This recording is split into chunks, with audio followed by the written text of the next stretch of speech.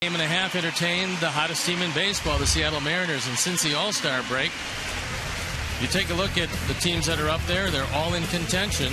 With the Mariners with the best record, then it's the Rays, Athletics, the Tigers, the Orioles, our Sox, and the Rangers rounded out. So things going very well for these ball clubs.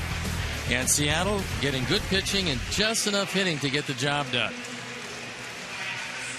Now for the Miller Time starting Mariner lineup as Eric Wedge lines them up with Ackley playing second, Saunders in center field, Seager at third, and he's been doing a really good job over there. Then Jaso, Montero, Thames, Smoke, Robinson, and Ryan at shortstop hitting ninth. The defense and how they'll line up behind Jake Peavy. Vicieno, Wise, and Rios in the outfield. With Euclid, Ramirez, Beckham, and Konerko, A.J. Pierzynski gets a nod behind the plate. And our Lexus Pursuing Perfection starting pitcher is the aforementioned Jake Peavy. Looking to move into double figures, going after his 10th win. He's 5-1 lifetime against these Mariners with an ERA in the low twos. His control has been terrific this year. The strikeouts have been there. All he needs is a little more run support, and he could be among the league's best records. But it hasn't worked out for him very well this year, although consistently he's thrown the ball as well as anybody. The umpires for the game tonight. Jim Joyce, the crew chief, behind the plate. Lance Barrett is at first, Jim Reynolds is at second, and James Hoy is at third. So on a beautiful night for baseball, 84 degrees at game time, as you look at Eric Wedge, proud owner of an 8-game winning streak. We're ready to play baseball. I'm ready to turn it over to my play-by-play partner, Ken Harrelson. All right, Steve, thank you. And once again, good evening, everyone, and welcome to White Sox baseball right here with Comcast Sportsnet. So happy you could join us for the first of this 3-game set. Dustin Ackley gets set to lead it off against our 31-year-old right-hander, Jake Peavy. And the first pitch of the ball game hit hard. A gapper. Ackley now will pull up at second. So that's his 18th two-bagger. Went after a high first ball fastball, 18th double of the year. Ackley's going to be a real good one. See the location of that? It's actually borderline out of the strike zone. And Ackley crushes it. So that'll bring up Michael Saunders, hitting at 246. 14 homers, 42 knocked in.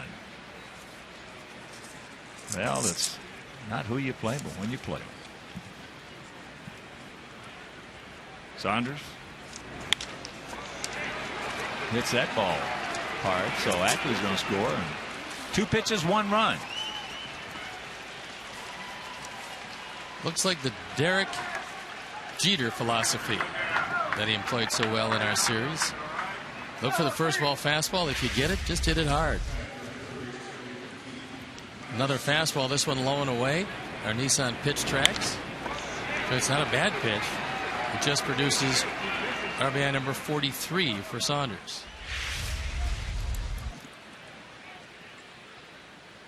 So here's Kyle Seager. Dustin Ackley's teammate at North Carolina for 3 years.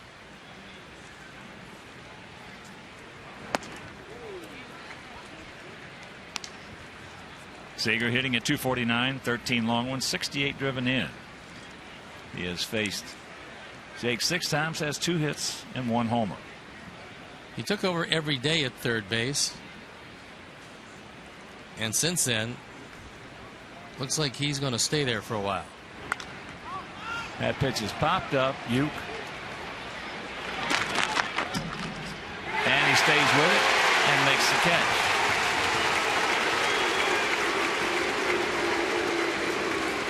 So 1 out.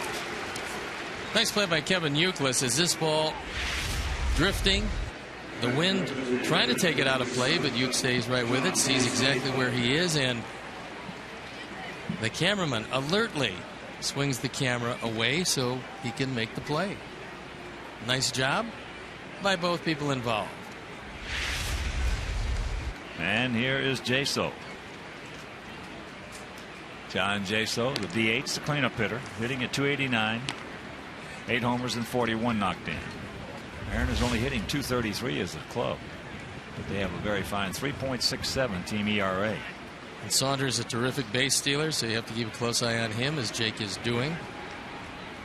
17 of 20 in stolen bases for a guy who got a chance to play center field every day, because Franklin Gutierrez has had nothing but injuries and sickness this year.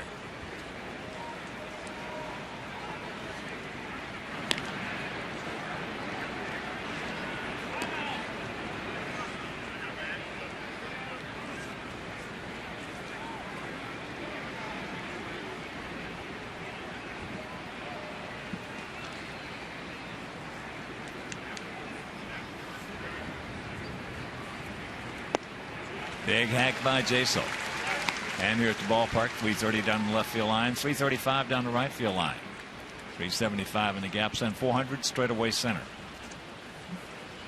This is the 7th meeting of the year between these two clubs. In the first 6, our Sox have won 5 of them.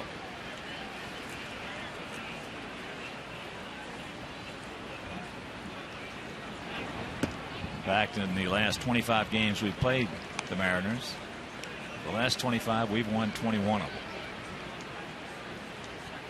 We got a different look than the last time we saw them. They've added to their team. Jaso getting a little more playing, and he's always been a good left-hand hitter. The question has always been his catching, but he's doing a better job of it. 1-2 the count. The 28-year-old receiver. Mariners carry 3 catchers, which is somewhat unusual in this day and age. They have Jaso, they have Montero, and they have Olivo.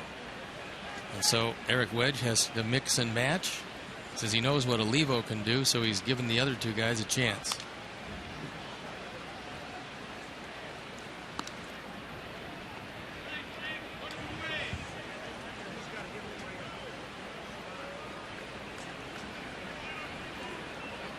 That Tiger Angel game, top of the 5th, no score in Detroit.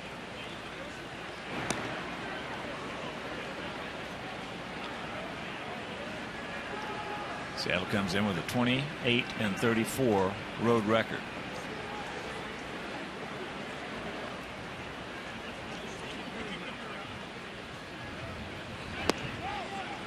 Lays off the changeup. So the count evens at 2. First of 3 against these guys, and we take off. 7-game road trip, 4 in Baltimore, 3 in Detroit. So a lot of good, exciting baseball coming up.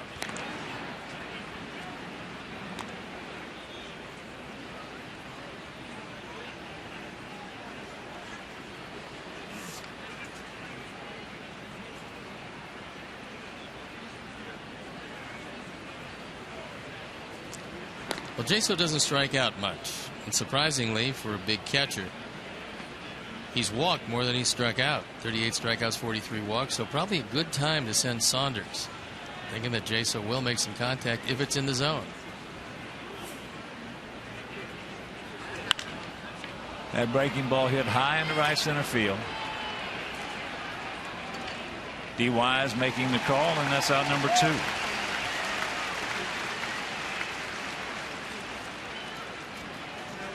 He was all over that one, just underneath it, thank goodness. And it'll bring up Montero, the catcher. Jesus, just 22 years old. 259, 13 homers, and 49 knocked in.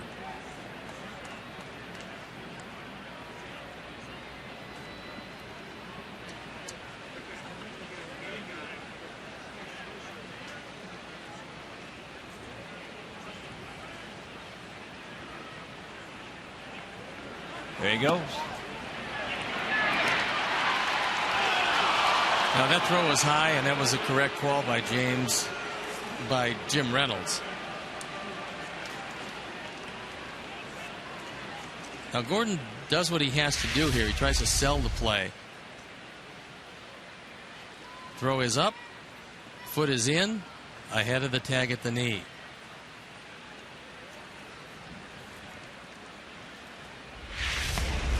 2-0 the count.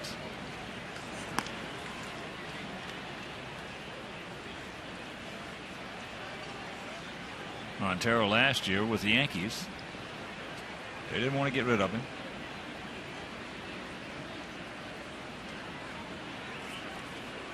In 18 games with the Yankees last year, he had 4 homers and drove in 12. They thought Michael Pineda would be the answer to all of their dreams in the rotation, and he filled out their disabled list this year.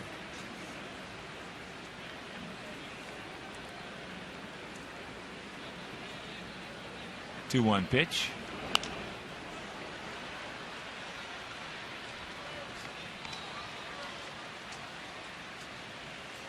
With Montero, you've got to be careful because his big power is the straightaway center and right center field. Although, as you can see by that graphic, he murders the left-handers and has some trouble with the right-handers.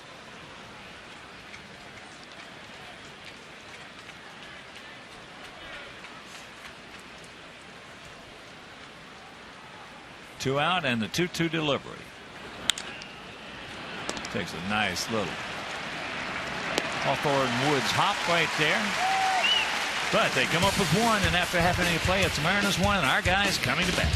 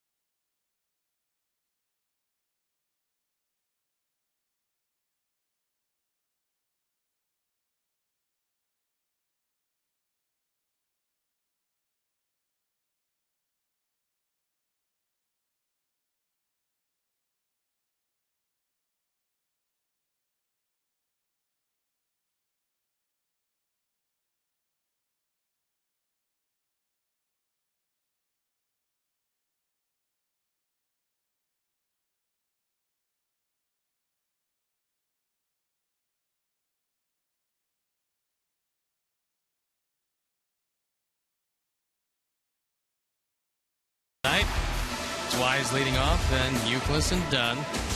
Paulie, the cleanup spot. Rios, Brzezinski, Viciedo, Ramirez, and Beckham playing ninth, hitting second. Playing second, hitting ninth. The defense and how they'll line up behind Vargas. Thompson, Saunders, and Thames in the outfield. Seager, Ryan, Ackley, and Smoke in the infield. Jesus Montero behind the plate, and our Lexus Pursuing Perfection starting pitcher is Jason Vargas. Vargas 13-8 this year. The ERA 3.5. Plays in a great pitcher's park. However, he has given up 26 home runs.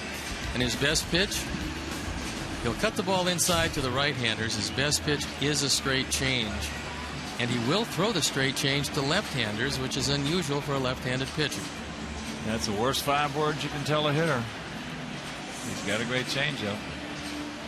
Yeah, this guy hasn't had a whole lot of luck against our club, but he's a pretty good pitcher anyway. I believe he is. A change. And before we show you our picks to click, you at home select yours. As D. Wise, Dwayne will lead it off, hitting at .297, 6 homers, 17 knocked in.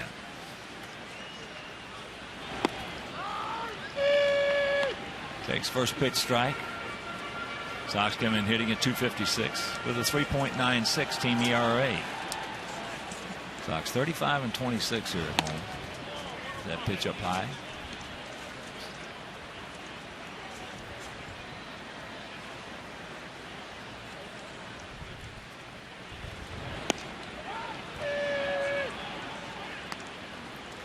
One and two to count.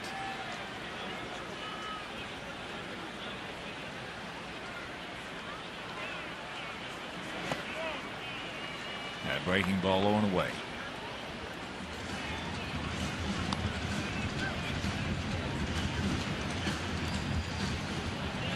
We come back off this next road trip, we'll have 17 home games left in September and only 12 on the road. Chops that one foul.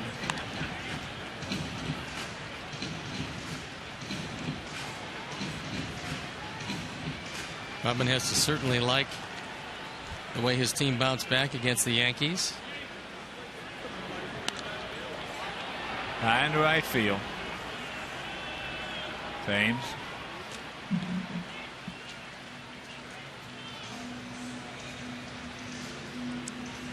So one out.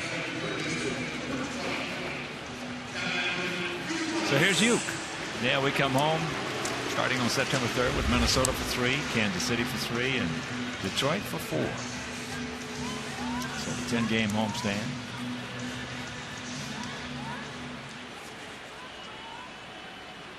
Then we go off on a 9-game road trip again.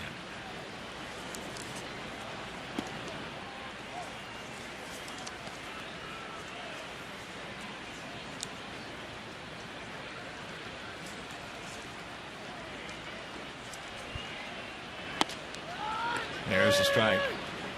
Fastball at 88. Uke hitting at 240, 15 homers, 48 driven in. He has faced Vargas 5 times, has 3 hits. Change up.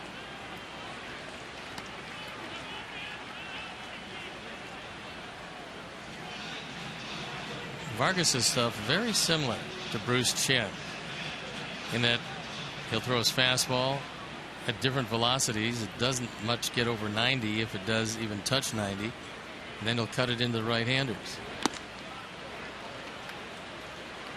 Went through that one again at 88.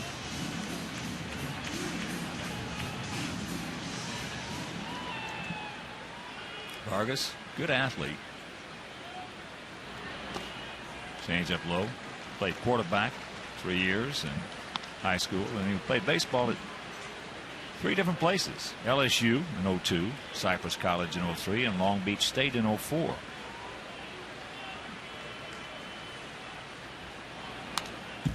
Just got a piece of that one.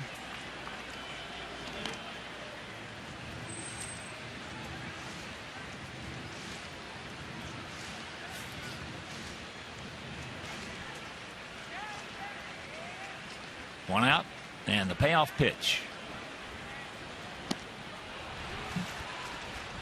Good changeup, and that's how Vargas wins in double figures most every year. Hard to pick up the fact that it's a change. This one dies out of the zone, and Uke is the second out of the inning. So here's Adam. Adam at 205, 36 homers and 84 knocked in.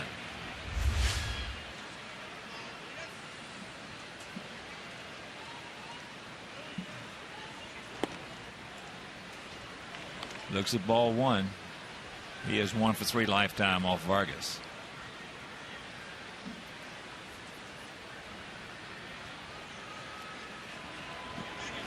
The ball hit high and deep. Saunders goes back, looks up. You can put it on the board. Yes. Yes.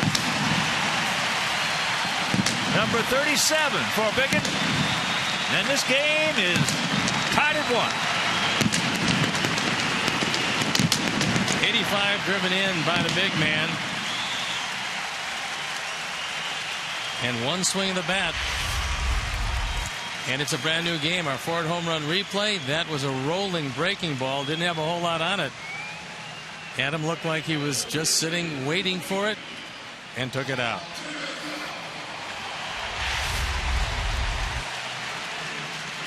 So here's Paulie. Paulie at 313, 21 homers and 58 driven in. That's cued right off the end of the bat. And that'll retire the side, but the homer by Adam, and after 1, tied at 1.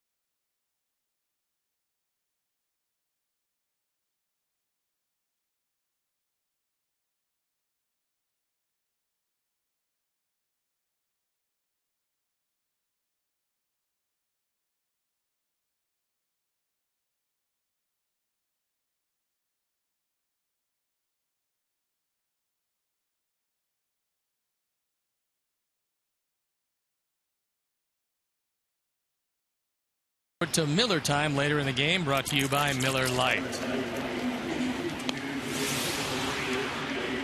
And if you want a fantastic White Sox experience, check out the Comcast Fundamentals deck here at US Cellular Field. You can interact with White Sox trainers, run the bases at the wiffle ball diamond, and test your swing at the batting cages. You're always at the center of the action with Xfinity, only from Comcast.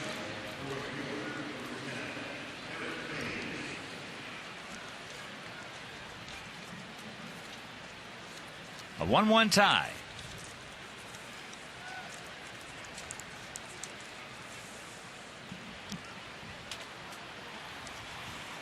Fame, Smoke, and Robinson. Little spinner.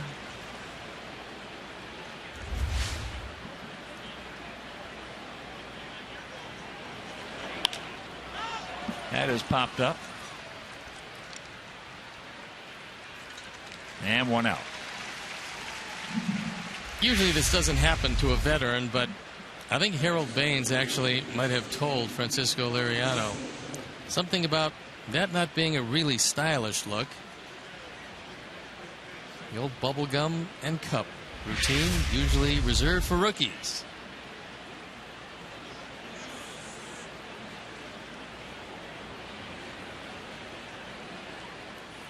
Here's switch hitting first baseman Justin Smoke.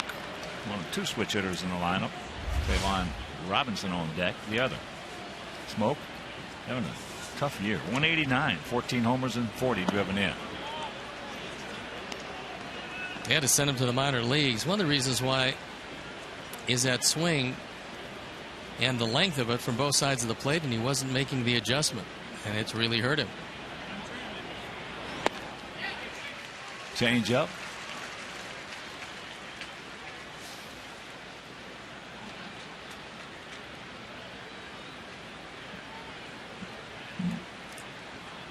Now field straight up. Wise is short out there in center. Pitch inside. 2-2 the count.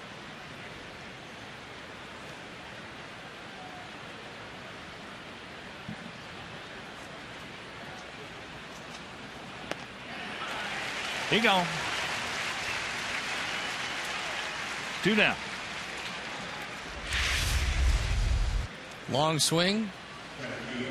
Change up. Results in a strikeout.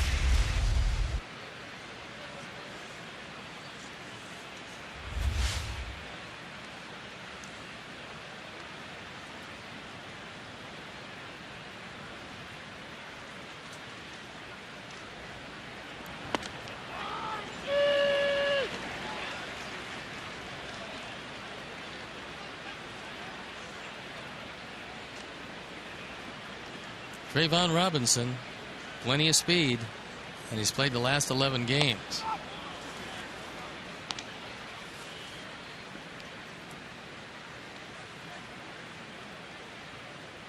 .219, no homers, 4 knocked in last year.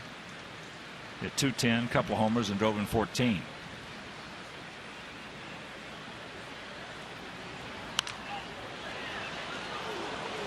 He got his opportunity this year when Ichiro was traded to the Yankees. They needed an outfielder, and Robinson was recalled from AAA.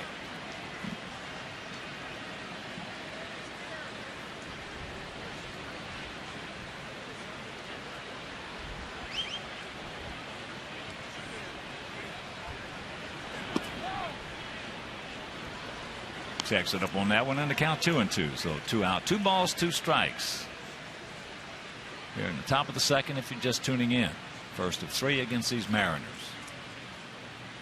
Seattle on an 8-game winning streak. That ball hit hard in the center field. Wise. And it's out of here. Just a line shot. And it's a 2-1 Seattle lead. When I talked to Eric Wedge before the game, I told him it was going to be a lively night because it's warm and the ball jumps when it's warm. And he said, well, you guys got a lot more thunder than we have. But I don't think he expected a home run off the bat of Robinson. Forward home run replay. This is a changeup. Gets it right down the middle. Takes it right back over the 400-foot sign.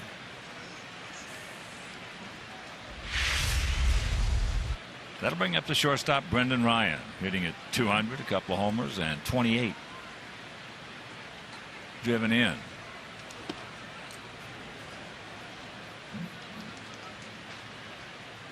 The last out of Philip Humber's perfect game.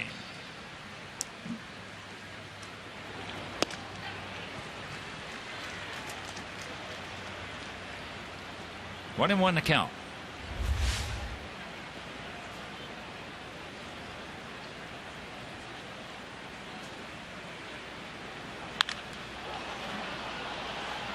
That's right size, but the wrong shape.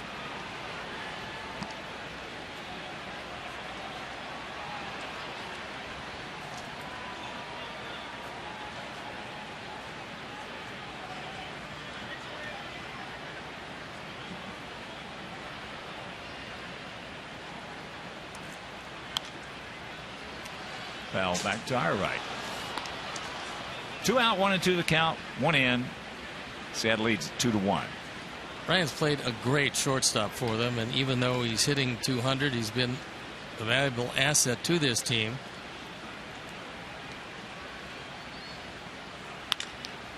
Off the end of the bat. But that homer right over the center field fence after an inning and a half. We trail it by 1.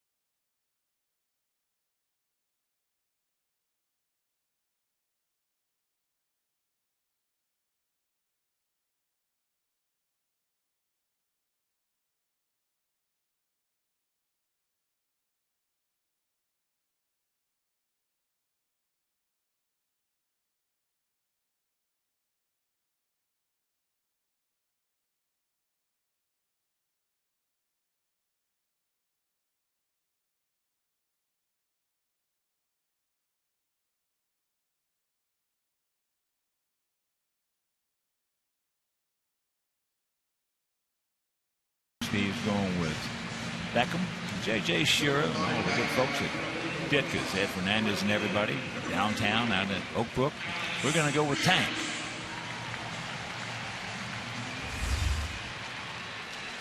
So it'll be Rios, Pierzynski, and Viciedo.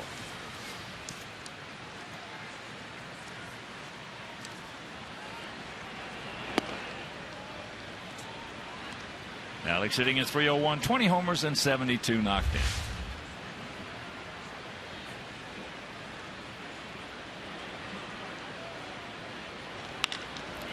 Back through the middle. That's exactly the approach you want to take against this guy.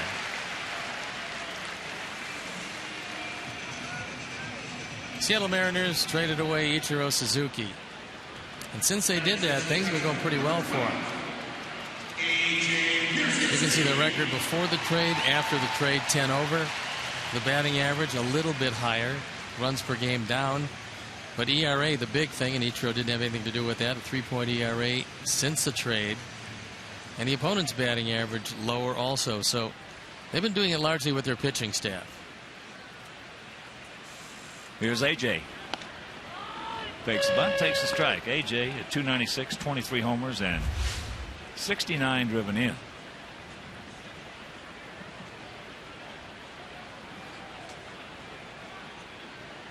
A.J. has faced Vargas 6 times and he is 0 for 6.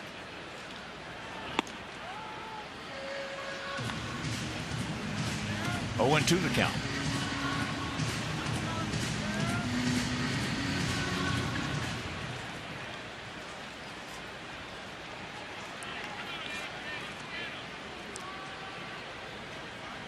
Alex 18 for 23 in stolen bases.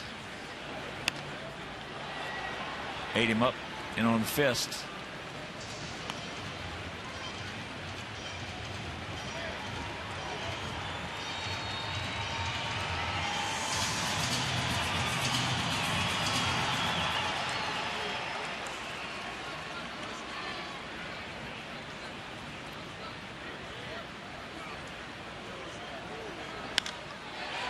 Softly hit and caught by Ackley. So 1 out. And the Angels just taking a 2-0 lead.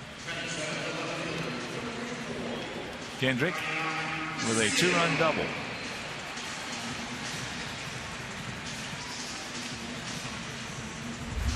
And here's Tank.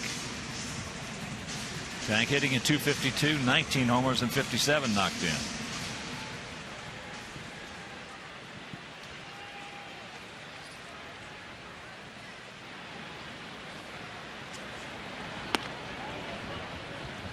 Just off the outside corner.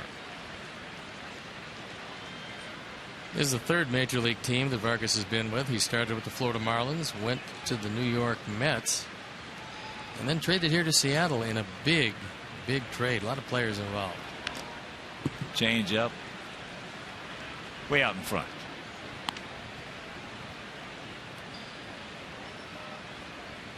This has been by far his best year.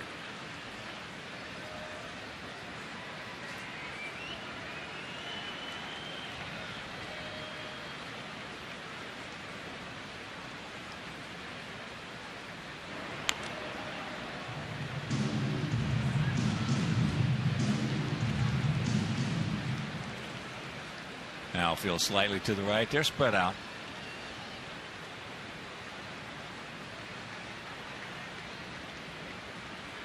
There he goes.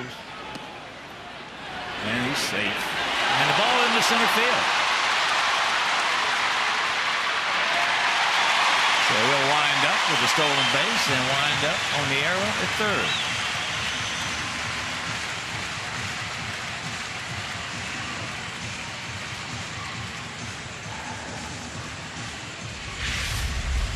Once this ball passes the hitter, the center fielder has got to start coming in. Saunders did, but he didn't do it at a full sprint, and that's what cost him third base. So they're going to bring the infield in with 1 out and a 1-2 count. Did not chase it up high.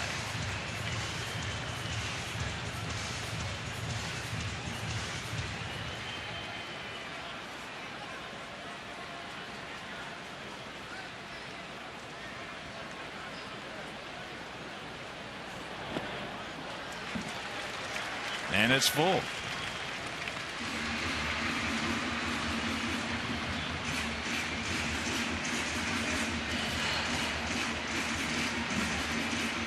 Ball 4 base hit right here.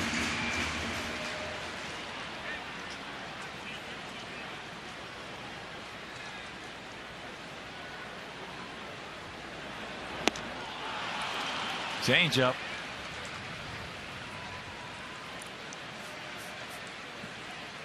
Got a couple of pitchers that have a lot of quality starts. Price and Verlander lead with 20, and Peavy, Vargas, and Hernandez. So 2 of the top 5 from Seattle.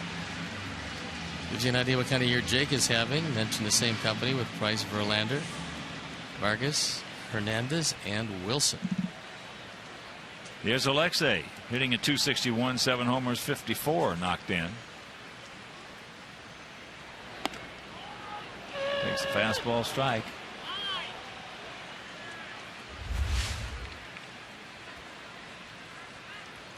Alexei didn't like the call, but that one had the whole strike zone.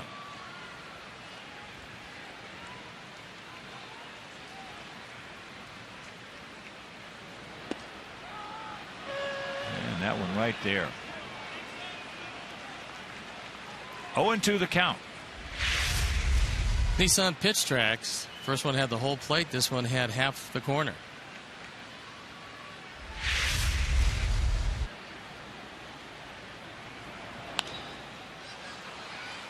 3 straight fastballs.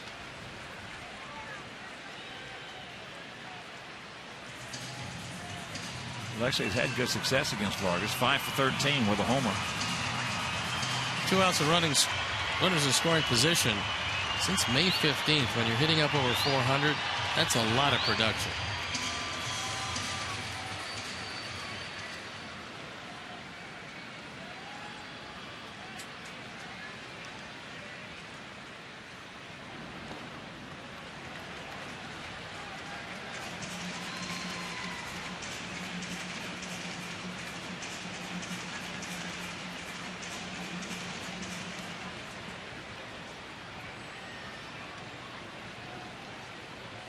Saunders, a couple of steps over towards his right fielder. Big gap out there in left center. And that's going to tie this ball game up on a little looper. Rios crosses the plate and tied it 2. RBI number 55 for Alexei, who's always hit pretty well against Vargas. Went with the fastball again. Tried to get it inside. Probably didn't get it in there quite as far as he would like. Keep it going, Gordon. Let's get some 2-out damage here. Beckham hitting at .230, 12 homers and 45 knocked in.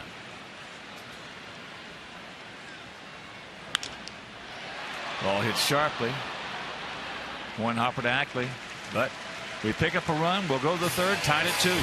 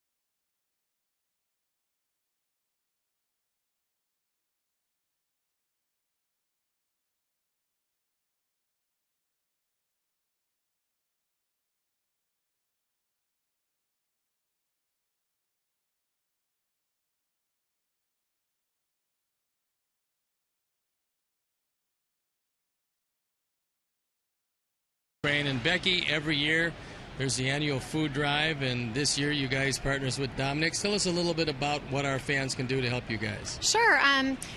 Fans can come to the game, and we'll be at the gates until the 5th inning, and they can bring $10, and they would receive one of these nice bags, grocery bags, and in some of the bags are autographed pictures. So they can get that, or if they can't make it to the game, they can go online to Chicago's foodbank.org/White Sox, and they can make a donation there. And that's going to go for a couple months, I think, or till the end of the month. And they can make a donation there to help out. And I know that every year you guys do just a terrific job at this, and you help a whole lot of people with it. So give me the times so the fans can actually start to see you. When you guys will start being there, and then through with the 5th inning? Yes, we'll be there right when the gates open, and then we'll be there through the 5th inning. Well, it's terrific. Bring everything you can as far as food is concerned. You get one of these beautiful bags, and you'll do a lot of good for a lot of people. Thank you very much, Becky. Appreciate it. Thank you. So Dustin Ackley goes down.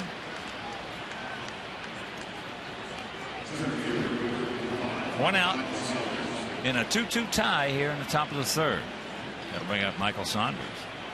He singled in Ackley, who doubled on the first pitch of the ball game. That was one pitch for the double, and then Saunders hit the first pitch he saw for the single.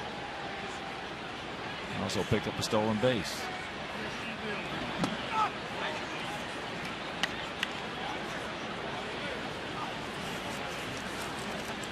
Want to know the count.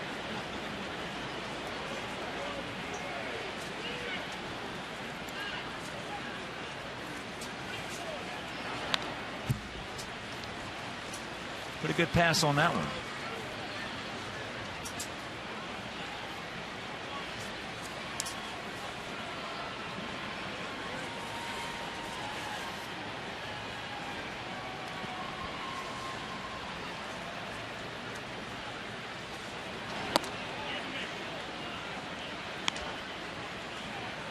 Two balls and a strike to the 25-year-old center fielder. Wind is really starting to pick up here at the ballpark, and it's becoming very much a factor.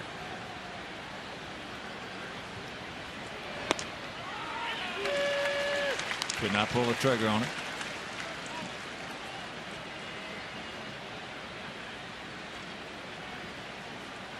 Although it looks like it's blowing out straight to center field, it's actually pushing the ball to the left side. He gone. And right now, let's go back to our Chuck in the studio.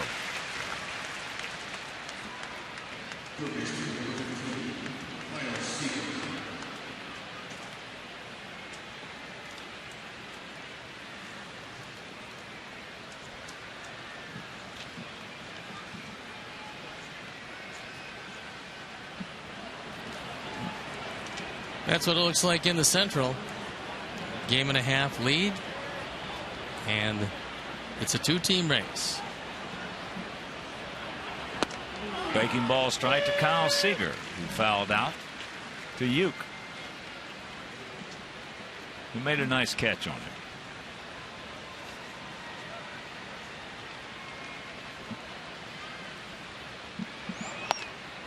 And if you missed that play,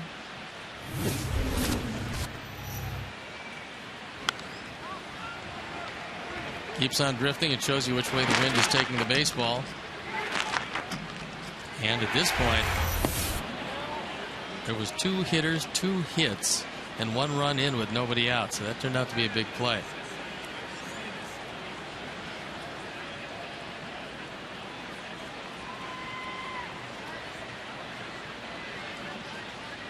(2-1).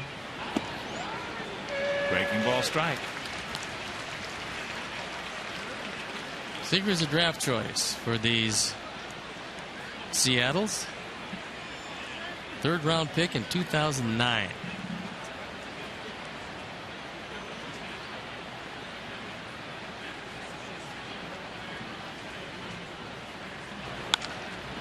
That breaking ball hit into left field, and that's going to be a base hit.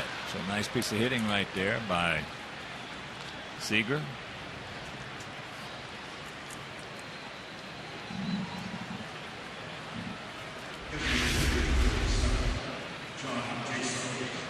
Jake wanted a backdoor breaking ball, and Seager just waited, took it to left field, and it turned into a slicing base hit for him.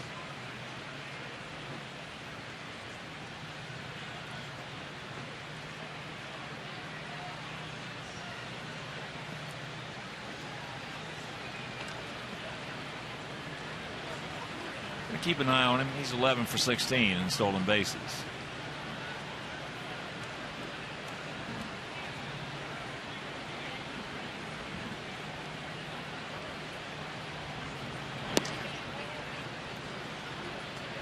A lot of speculation on that Dodger Red Sox trade.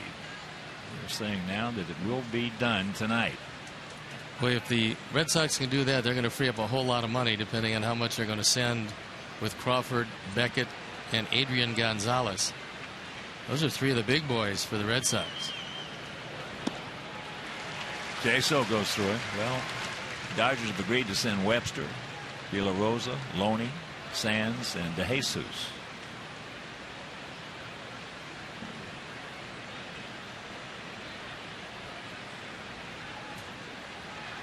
Well, the big factor is the cash and how much of it is coming LA's way. Well, as there's a one hopper. It will be probably a double-decker full, and that'll retire the side. So the bottom of the third, 2-2.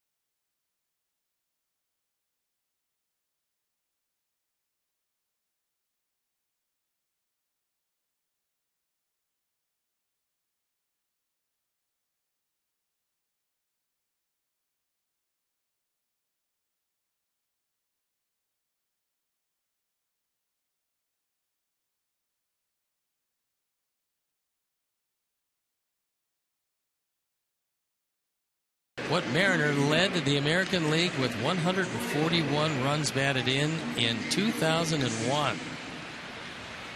We do have a clue for you. It was not Lee Elia.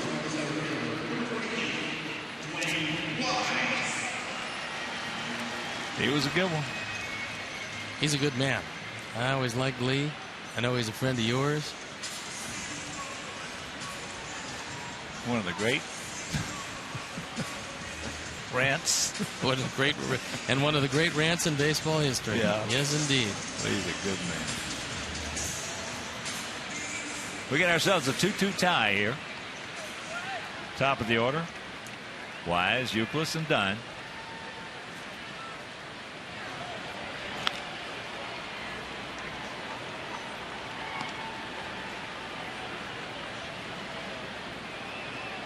P. Wise went out to right field.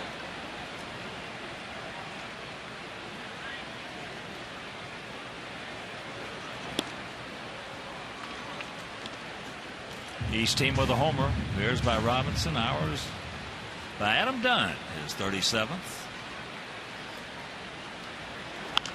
Of course, with that home run by Adam, the Alex Nelius family will donate $100 to White Sox charities for every Sox homer hit throughout the course of the season.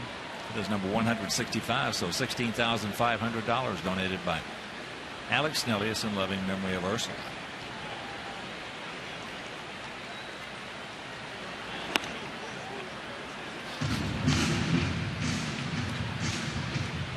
Two and two the count.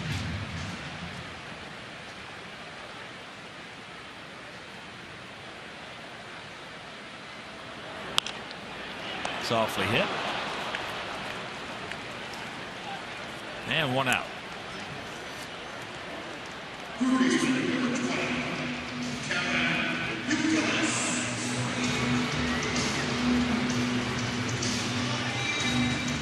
So here's Uke.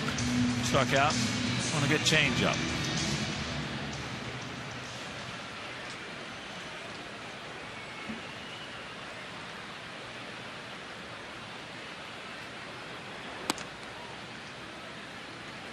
Breaking ball, a little high.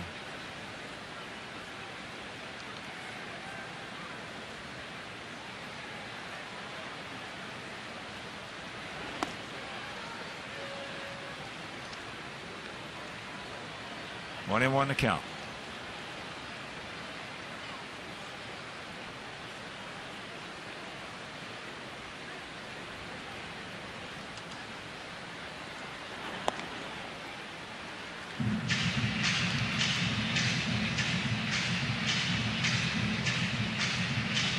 Outfield, about equidistant, straight up, spread out.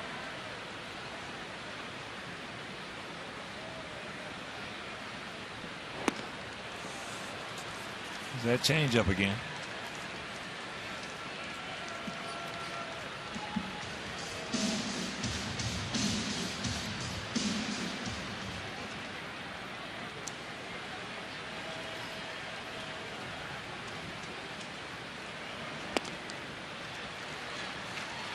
The count goes full.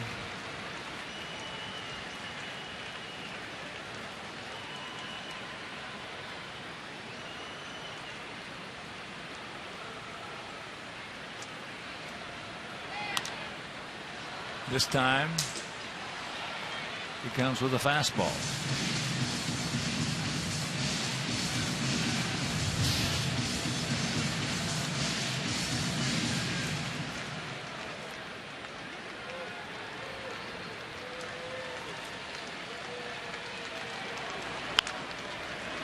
And that change up right there, out and around it, hooks it.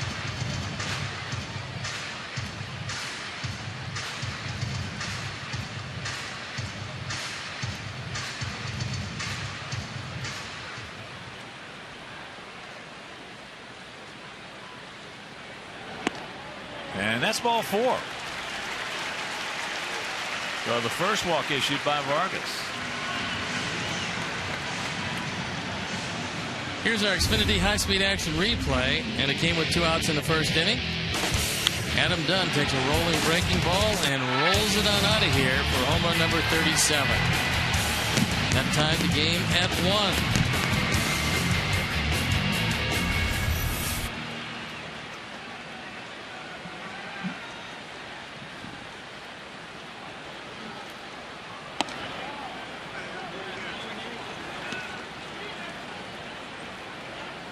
Want to know the count. Paulie on deck.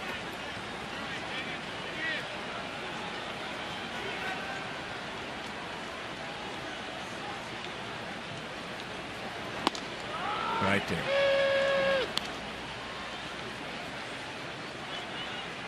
Tomorrow night, Quintana against Bevan. So make your plans to be with us here at the ballpark. If you can't, that game will be over WGN. Puts that one foul. Then on Saturday, the finale of this 3-game set and this 6-game homestand, Gavin Floyd against Kevin Millwood. And that game right back here on Comcast Sportsnet. That would be the 5th day for Felix Hernandez, yet they chose not to pitch him, which is a very good thing. That ball hit deep. He took a couple of steps, looks up, you can put it on the ball. Yes. Yes. Number 38.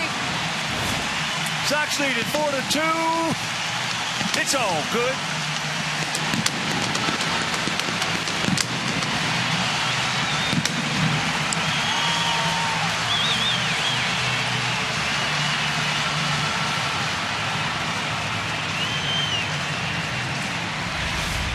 Ford home run replay, not only number 38 for the big man, but he's now driven in 87 runs, and this one way back there. He got most every bit of this.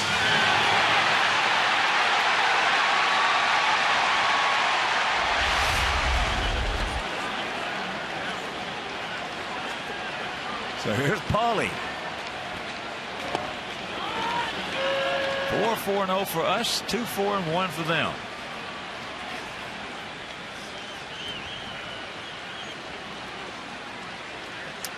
.436 feet, they estimated that one. And there's a shot.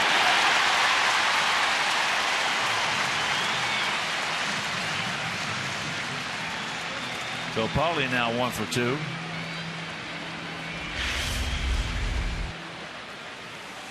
There's another changeup, only that one drifted right over the middle of the plate.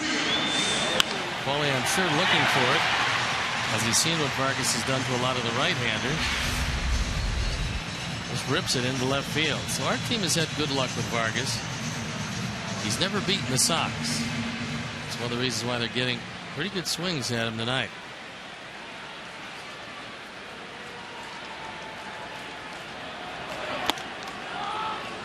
strike. Alex, who singled sharply up the middle leading off last inning, picked up a stolen base and scored on the 2-out single by Alexei.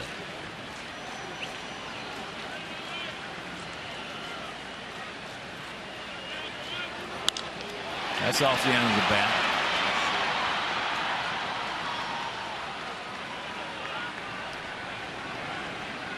So 2 down. And here's AJ.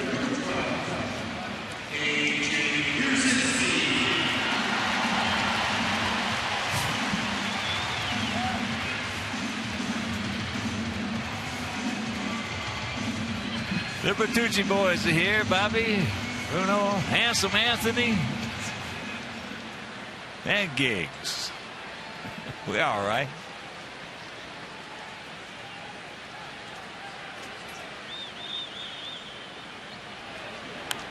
Ooh, nice quick short swing on that one.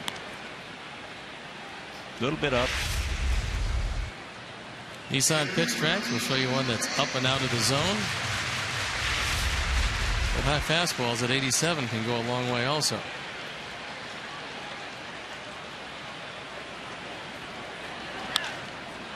One hopper right to Smoke, and that'll retire the side, but not before the second homer of the game. A 2-run shot by Adam Dunn, and we lead it 4-2.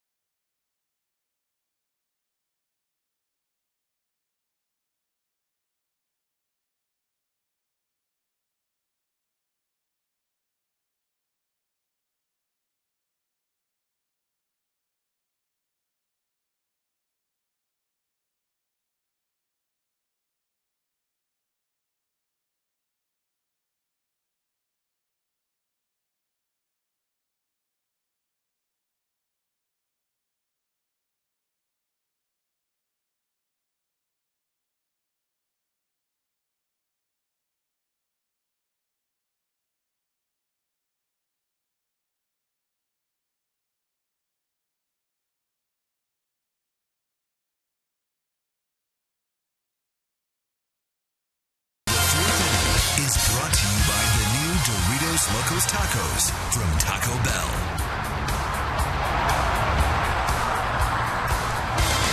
Sox lead at 4-2. Adam Dunn with 2 big home runs.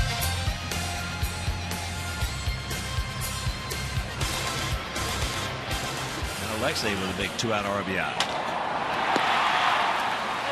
There's strike 1 to Jesus Montero. Montero grounded out to Ramirez as that's out of play. And you can stop by Bacardi at the Park at US Cellular Field at the Gate 5 Plaza. Bacardi at the Park offers a full menu from Gibson's Restaurant Group and opens at 11 a.m. before all home games. It's a great place to hang out and watch the action on over 70 HD TVs. He gone.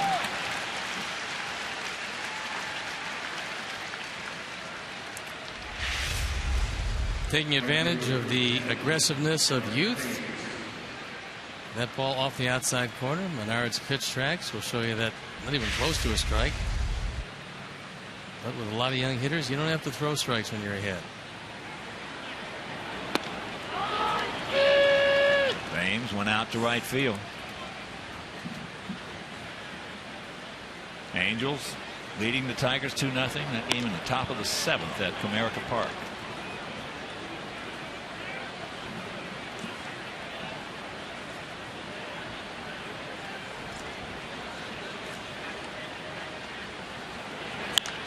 That's high in the left.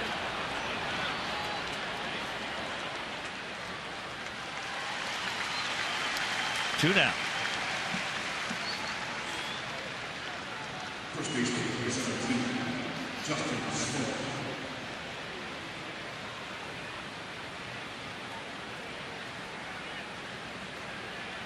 Here's Smoke. Strikeout victim. Jake has 4 of them.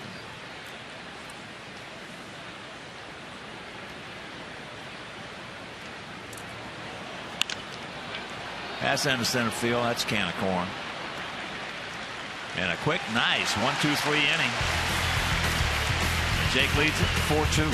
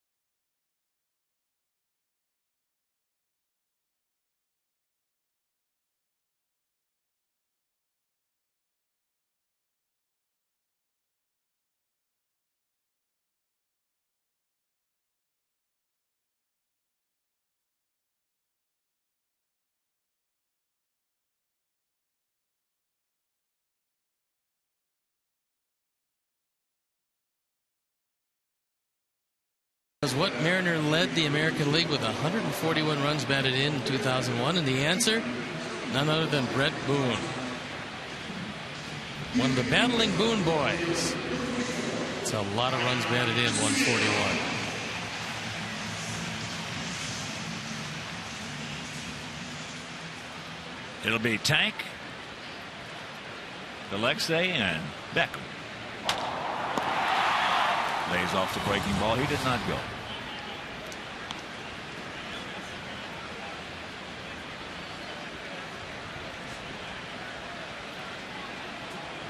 Tank struck out his first trip.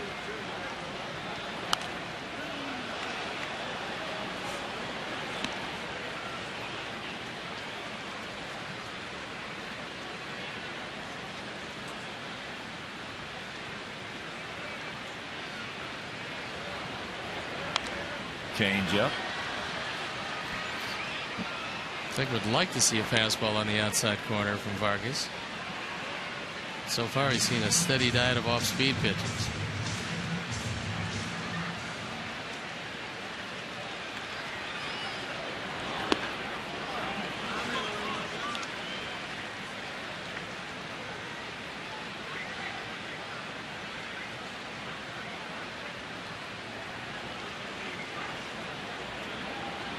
Watch out. That changeup almost got dehorned.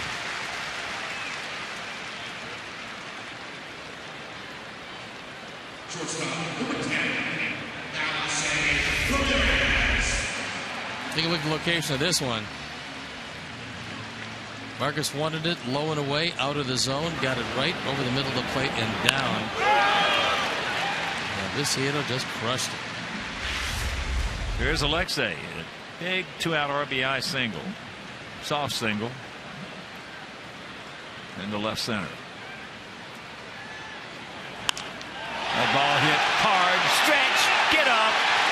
They look up, you can put it on the board. Yes! Yes! Number 8 for Alexei. And the Sox lead it 6-2.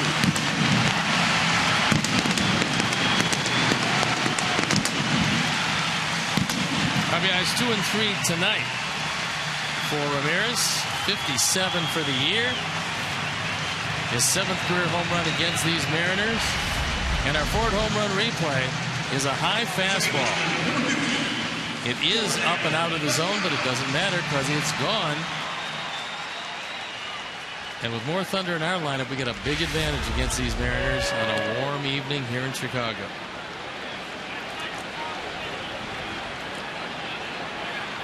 Gordon grounded out to his counterpart, Ackley. And there's a chopper foul.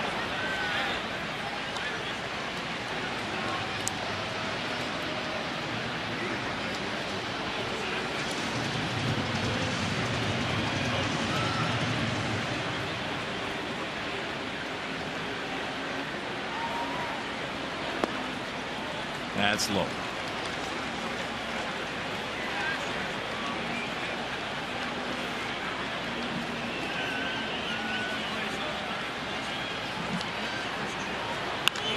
That ball hit on the heart. Goes.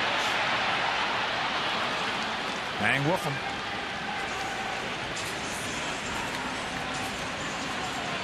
So 1 down. And here's D. Wise. He's 0 for 2 tonight. He went out to right. Good little soft line drive to first. We've seen tonight what's been Vargas's biggest problem this year when he has had problems, and he hasn't had all that many. But he's now thrown 29 home runs. Far and away the leader on his staff. Well, you mentioned it, touched on it earlier. Pitching in that ballpark, that is an awful lot of home runs. That's a big number. There's a strike. 1 out, 1-1 to count. Here you look at a pitching line that it's not overly impressive. And there's a little soft pop up. So 2 down. June 20th at Arizona, the Diamondbacks touched them up for 5 home runs.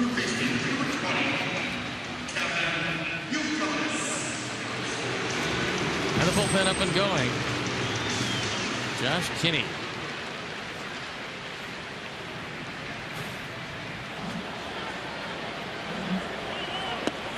Yuko for 1 with a walk and a run scored. Adam Dunn on deck.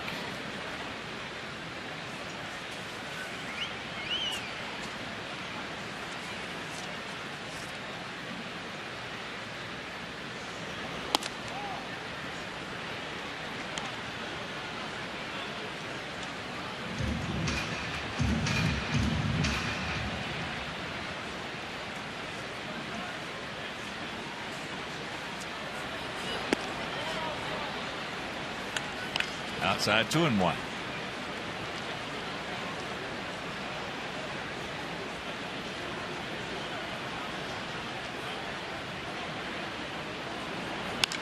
And that ball hit deep in the right field. Stretch. Right in front of Jackie Robinson, hauls it in. He just missed it. Meanwhile, a 2-run homer by Ramirez. Went to the 5th, leading 6-2.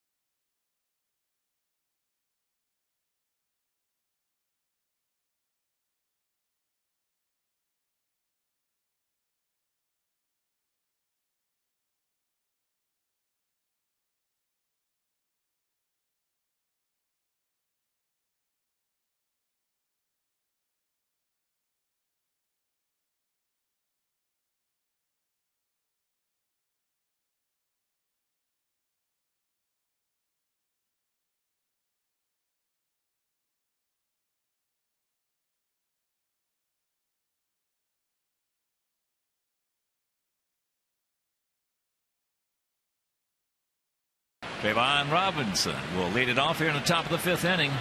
Sox lead it 6-2. Robinson 1 for 1.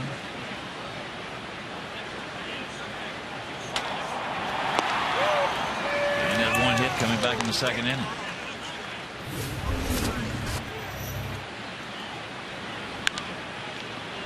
Got a changeup out over the plate. His first home run this year. Breaking ball. No. 2-1. Taking some scores for you. Baltimore leading Toronto 5-2. That game in the bottom of the 7th inning. At Camden Yards. Chris Davis with a 3 for 3 4 RBI night. And all 3 hits were homers. He is a very strong young man. It was just a matter of time. We saw that with the Texas Rangers, but how many first basemen can he have over there at one time? All with power. Softly hit. Good pitch. 1 out. Yeah. He's got to learn how to lay off the high fastball. If he does that, he's going to be a force. Here's Brendan Ryan. He also went out to second. Texas shutting out Minnesota 6-0. Bottom of the 5th down at Arlington. Boston leading Kansas City 4-3. That game in the bottom of the 7th at Fenway. Yankees leading Cleveland 3-1. Bottom of the 7th at Progressive Field. Ryan's a pretty good bunter and decided that if that ball was inside, he probably was going to take a shot at it.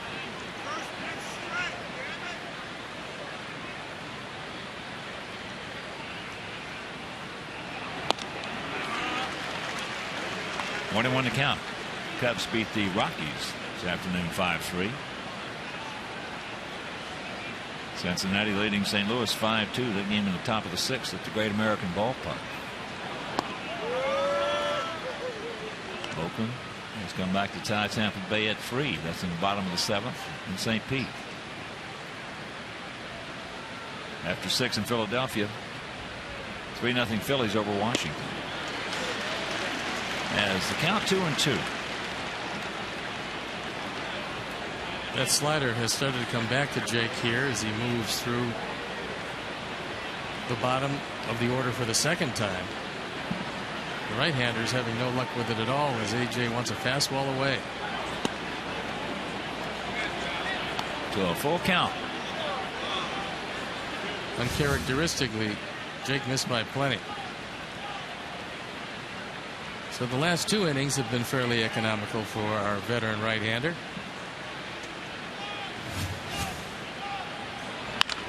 Broken bat. Right off the end. 2 down.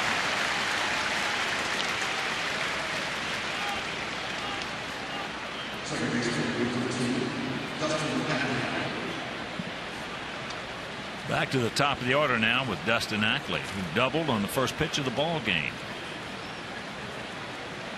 And he struck out.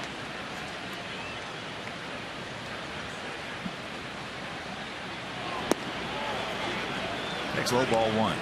For Eric Wedge, he said probably one of his big decisions will be exactly where to play Ackley. He knows he's going to be a good one. And he's very versatile.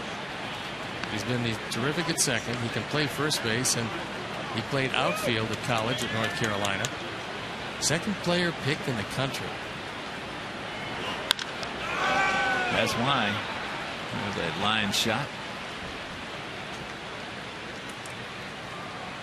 So he's 2 for 3.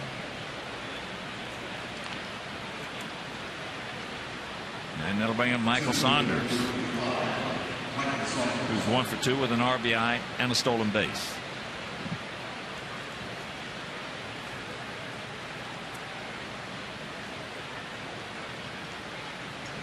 Milwaukee leading Pittsburgh 6-2 at PNC. It's in the bottom of the 7th inning. Pittsburgh starting to fade a little bit. Still 10 over. Still having a very good year as they've been able to finish above 500.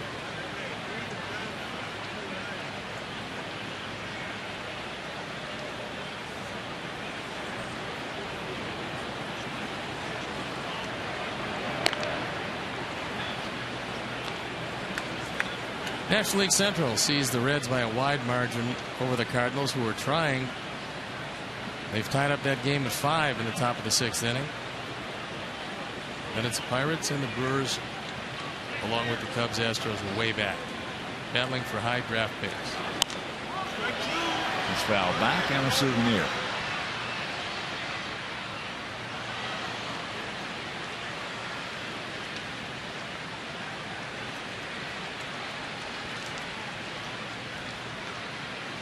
Oh, and 2 the count. The 25-year-old center field.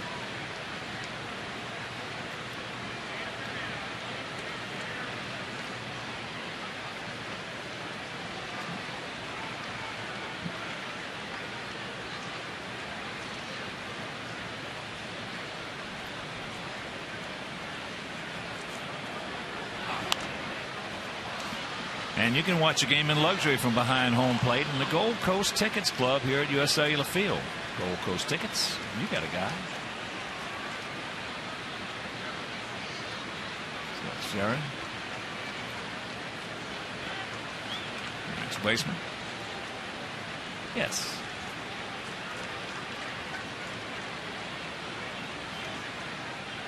Pretty good lead. He did not go. Came close. The appeal to James Hoy, and he said no.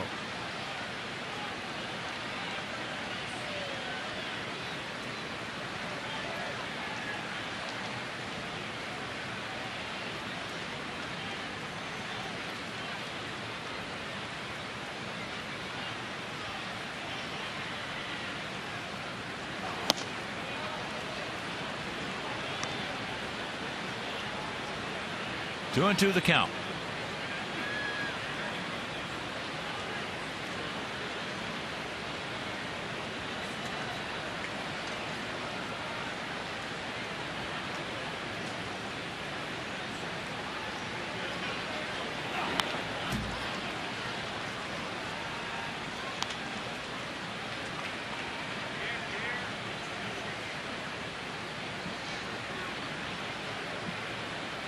Outfield, about equidistant straight up.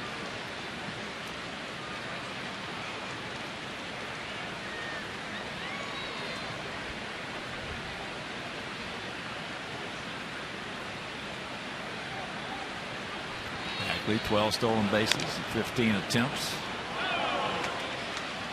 As I mentioned, tomorrow night, Jose Quintana against Blake Bevan. 23-year-old right-hander, 6'7" tall. He's second on the team in giving up home runs, and it's supposed to be even warmer tomorrow. Once again, the 2-2 is there. He goes. Jake, nice play. He can pick it. Sully's happy. Sully's happy, and we lead it.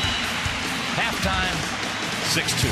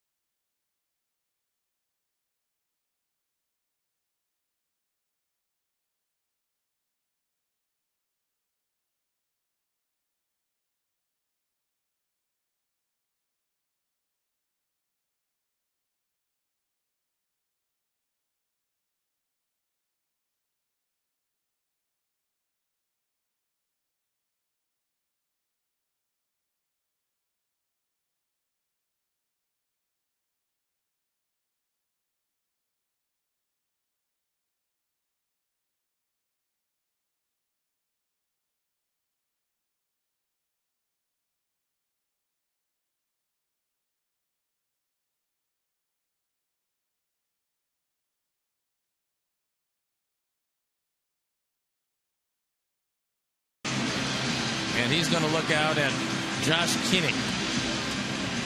He comes in the game in relief of Vargas. He gave up all 6 of the runs, 0-2 ERA, 4.40. Was originally with the St. Louis Cardinals. Now he finds himself in the pen as a long man for these Mariners. Big man having a big night. They have the shift on. And he takes that one inside.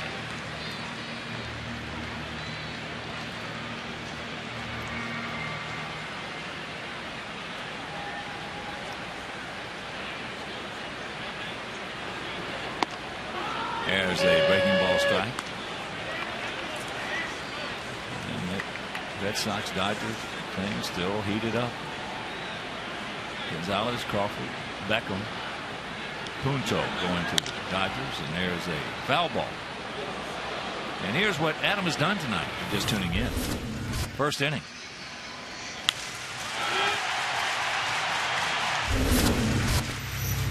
Third inning.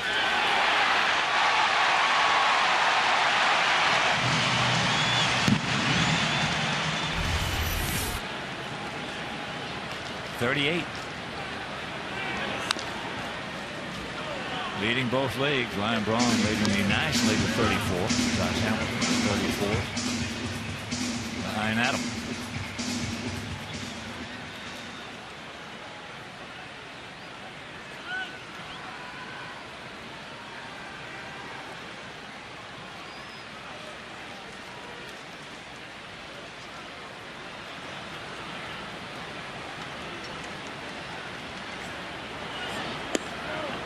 And that's low 2-2. Well, those players, Gonzalez, Crawford, Beckett, have $262.5 million left on their contracts. Yeah, but they get a tremendous break in Punto. Well, they get travel money.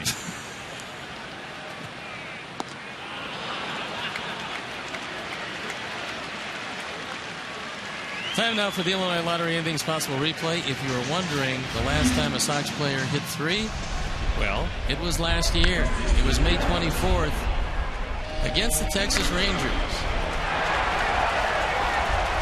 And that one against Holland. And there's number 3. One of the things that ever stopped Carlos Quentin was injuries.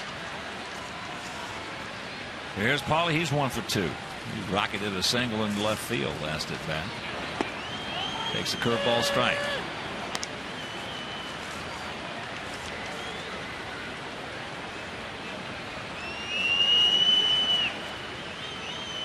Top of the 8th inning, still 2-0 Angels in Detroit. There's another base hit for Paul.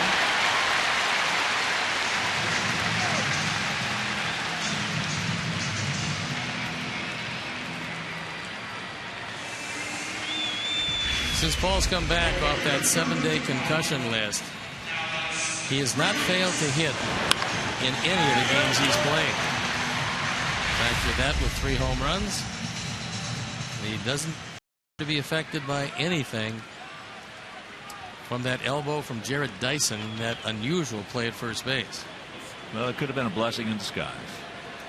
They give him a little time, especially a player with some miles on him and some little injuries that always happen to players.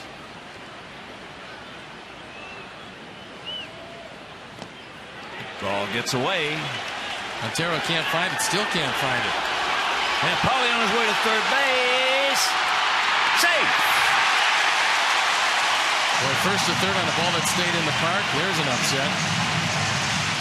But Montero was turning circles at the plate, and that's when the pitcher has to come in and just yell behind you. Because he couldn't locate the ball, and Paulie heads up, realized Montero wasn't going to get to it. Hopefully Paulie did not hurt his hand on that slide.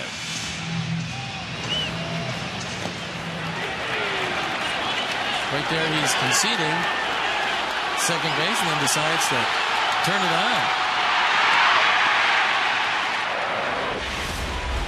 Now the infield in. Alex is 1 for 2. Single, stolen base, and a run scored.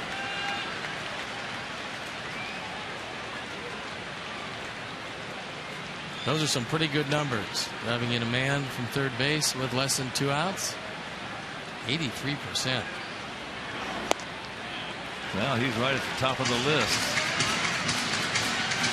in the club's MVP. There's no doubt.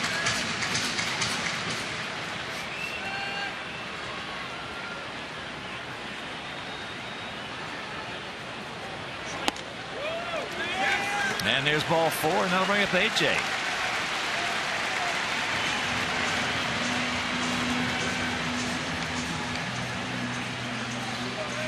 AJ is 0 for 2. He's due.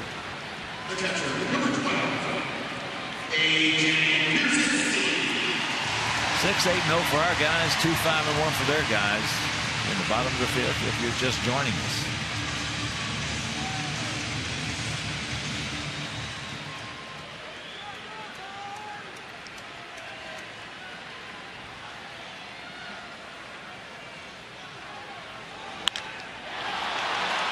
That'll get the job done.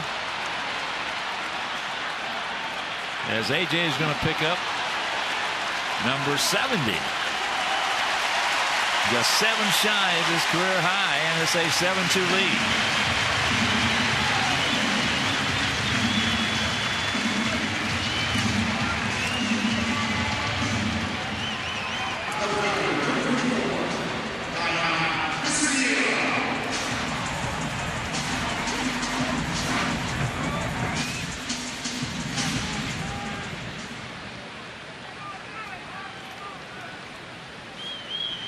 Here's Tank.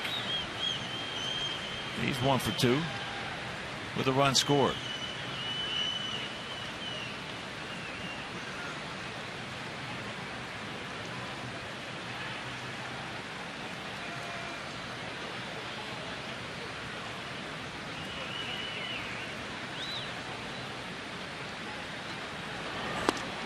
Breaking ball strike.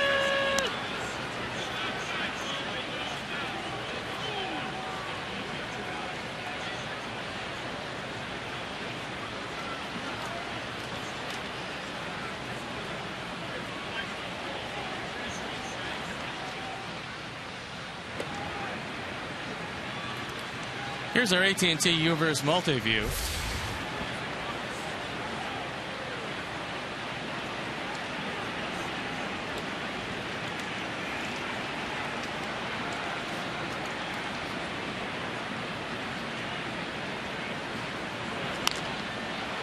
And that has popped up. Ackley. But we pick up 1. We'll go to the 6th leading 7-2.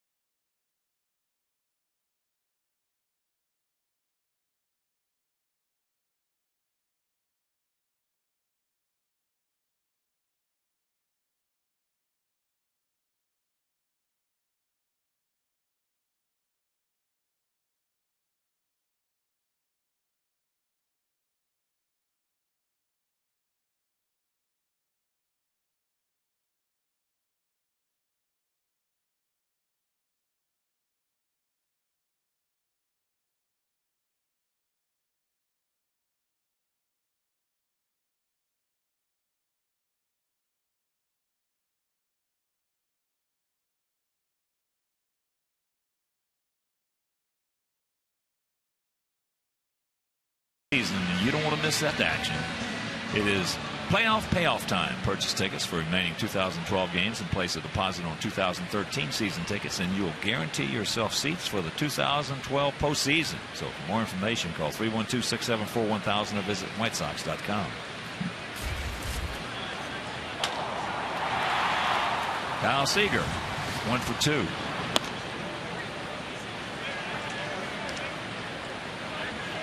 Seven runs, 8 hits, no errors for us. 2 runs, 5 hits, 1 error for them.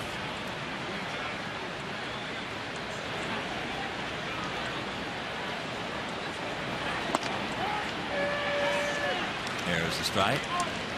Jim Joyce. Certainly our best wishes go out to Jim as he helped save a lady's life. Brought her back. She had cardiac arrest using CPR. It's into left field. 1 out.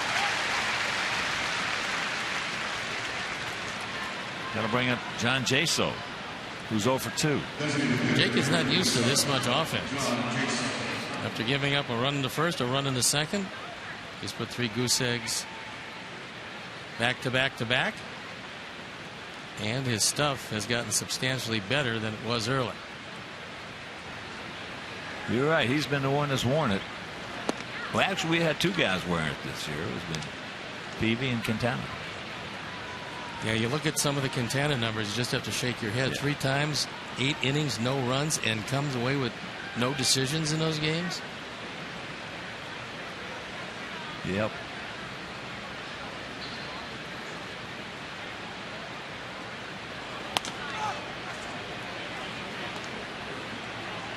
Two and 0 the count.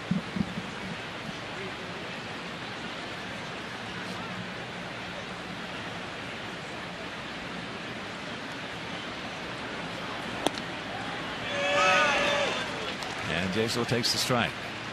Jesus Montero on deck as there's Quintana. He'll be on the bump tomorrow night, our 23-year-old southpaw.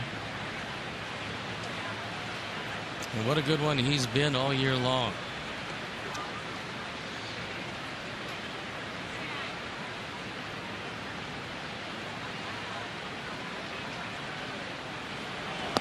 Good changeup. 2-2. Yeah, he's been one of the best stories of the season for us. And one of the best stories really in baseball. Especially coming out of nowhere. You got him. He'd never had a day in the major leagues.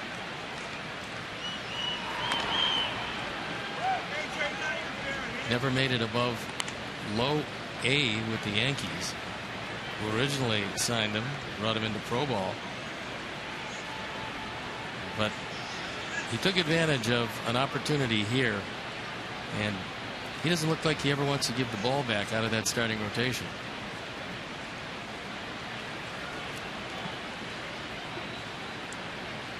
He's been amazing.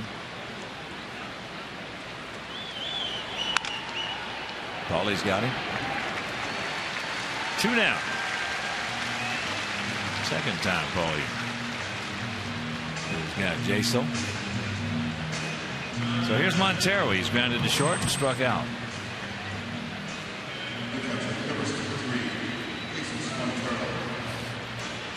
Miguel Cabrera has just homered.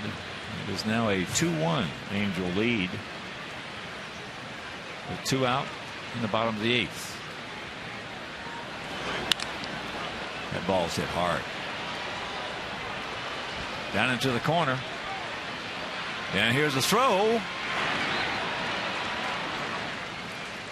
So the double by Montero. That's the 17th two-bagger. Well, there's no doubt about the strength of young Jesus Montero.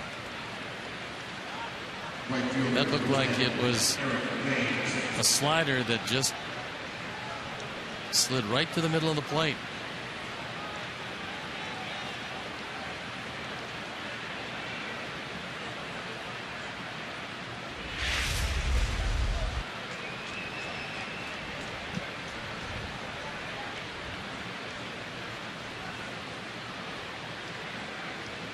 Eric Thames takes first pitch strike.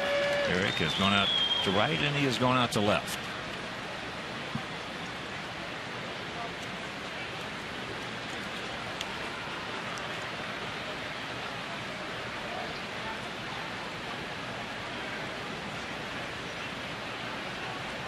Now time is called.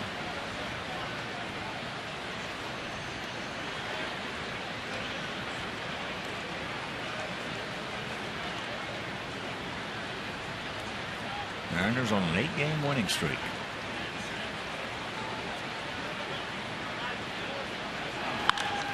And have the best record in baseball after the All-Star break.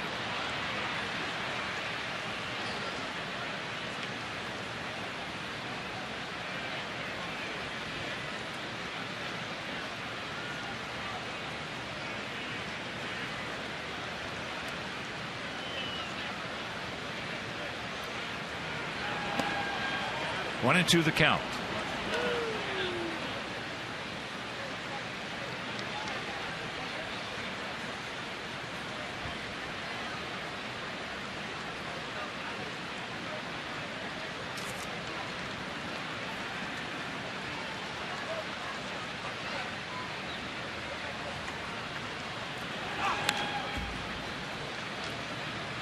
Couldn't get on top of it. Also at home, in their last 16 home games, they've won 15 of them.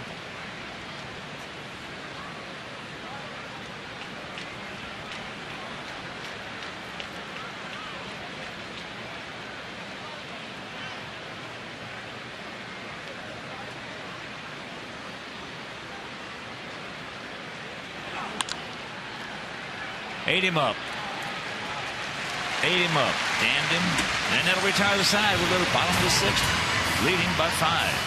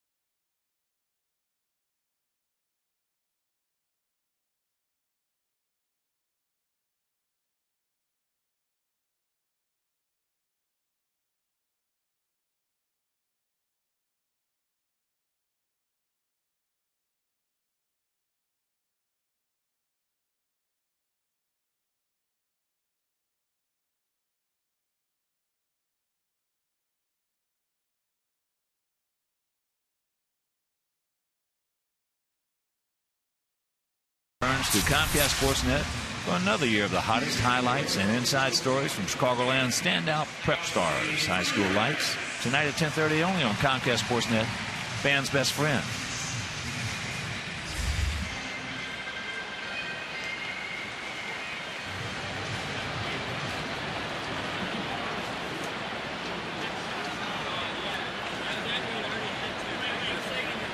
As you check out our Comcast Sportsnet tail of the tape, Alexei will lead it off for us here in our half of the 6th. Can't get the breaking ball, but here's what he did back in the 4th after Viciato led it off with a single. He got a high fastball. That really spelled the end for Jason Vargas. He gave up 6 of the 7 runs.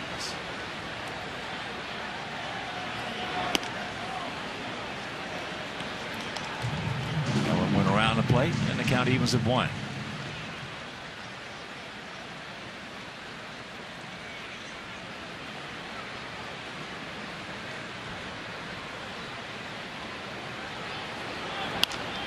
Another breaking ball. Seager.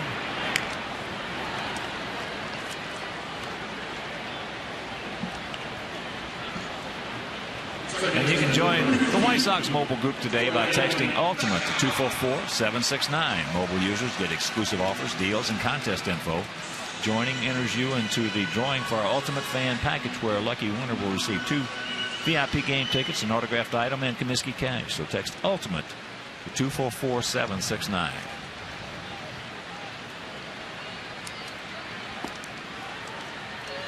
Gordon takes strike one. He's 0 for 2. Last time up, he just hit it right on the money again. Saunders made the play on the line drive. Breaking ball. Nice little shift by Smoke. 2 down.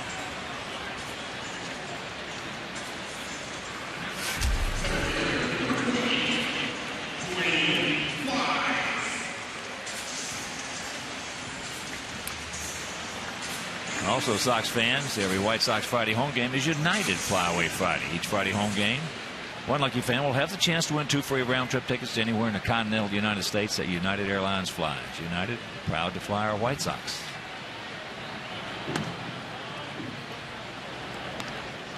We're happy to be with them. Mark Seipel, Mike Corrigan, Bobby Garcia, Tanya, Jackie, Elodie, because that's off the end of the bat. And that's a nice inning right there for Kenny. Meanwhile, we're into the 7th, and we lead at 7-2.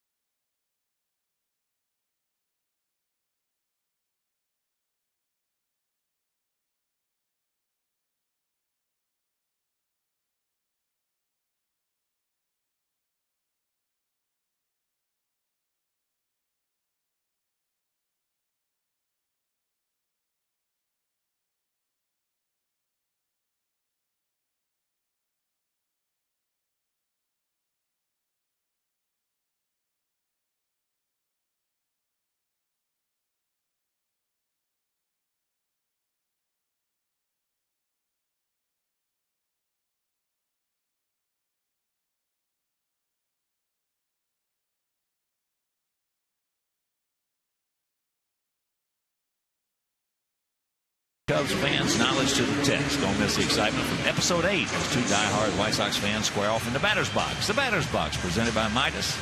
That's tomorrow at 3:30 only on Comcast Sportsnet.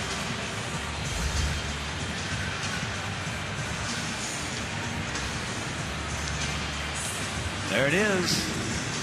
Top of the 7th. It'll be Smoke, Robinson, and Ryan. Lower third of the Seattle order.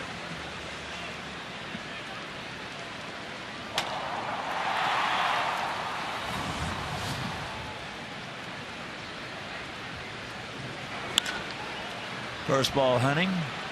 Justin. 1 pitch, 1 out. He's now 0 for 3.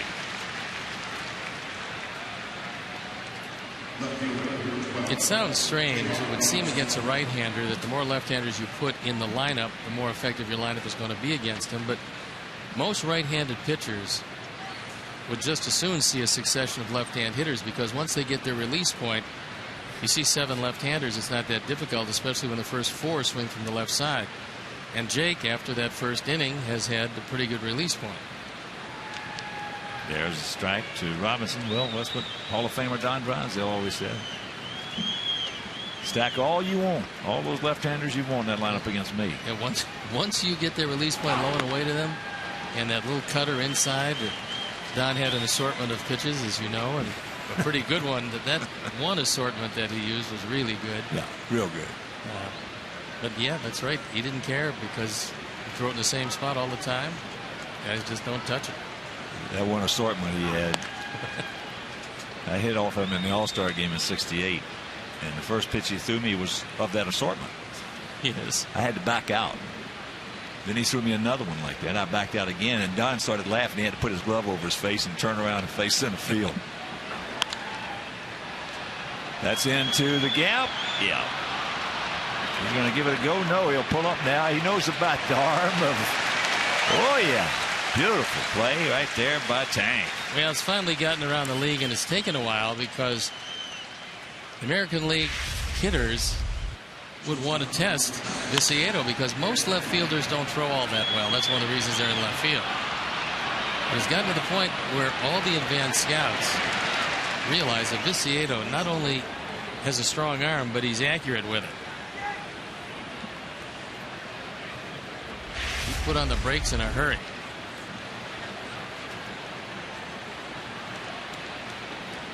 So here's Ryan. He is grounded to second, and he is grounded to short. Fakes the bunt and takes the strike. Yeah, but Don, he always said, "Let me get my release point," as you were talking about. He said, and then I can put it on cruise control.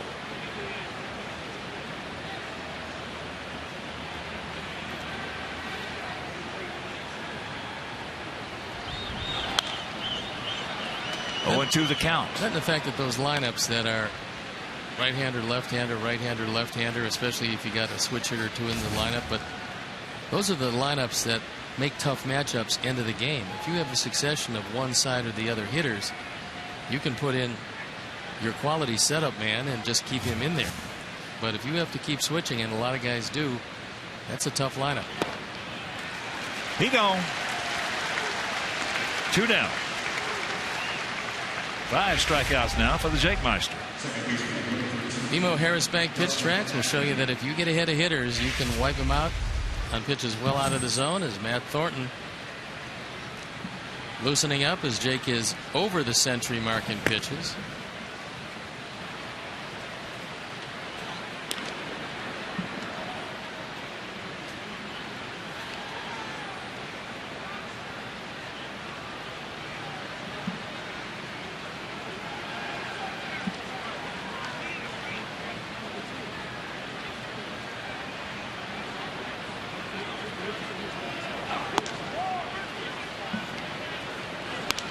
Tigers going to the bottom of the ninth, trailing the Angels 2-1. A hard throwing youngster loosening up in the bullpen.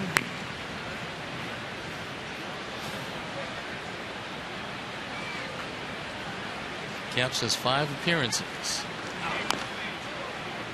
That's checks it up and fouls it off. Backley, who was 2 for 3,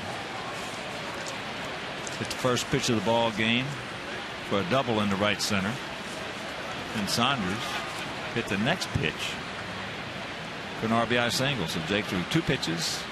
They had 1 run.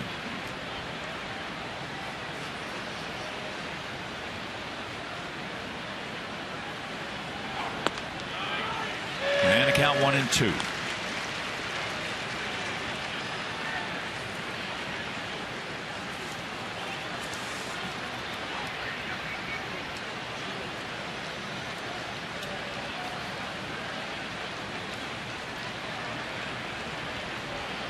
Don Cooper wants to know if Thornton is loosened up and ready to go. Jammed him, pops him up. Can of corn. 7th inning stretch. We lead it 7-2.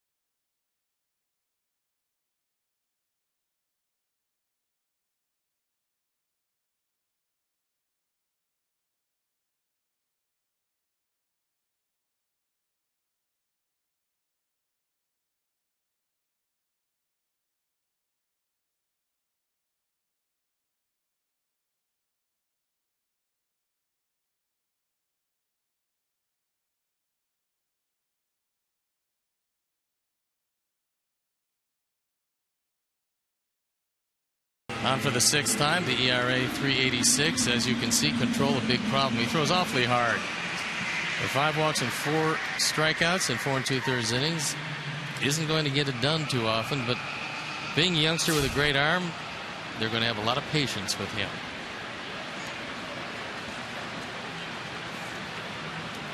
It'll be Uke, Dunn, and Konerko. Not sure exactly what that conversation is, but it's probably Don Cooper saying if he had enough, and Jake is saying, well, I could use another one, probably.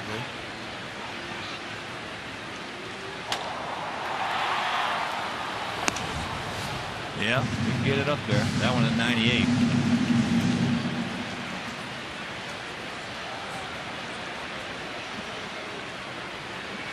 He's an intelligent young man as well.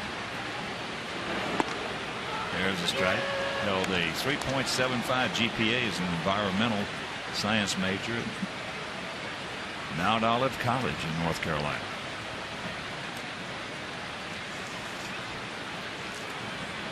Uke is 0 for 2 with a walk. No run scored. And that one at 99.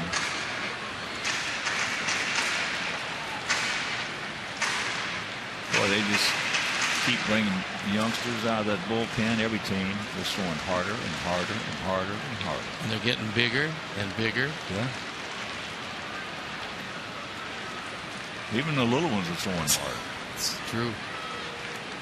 Those guys from Kansas City are not big guys. They can really get it up there.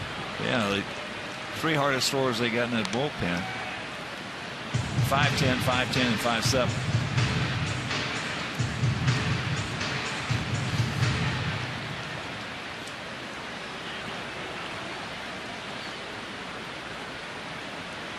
The 1-2. And that one at 100.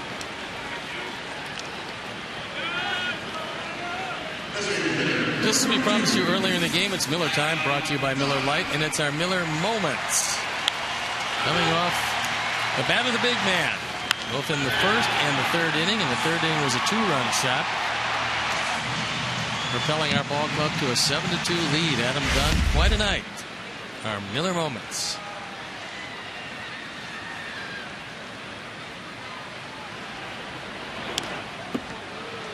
That one at 100.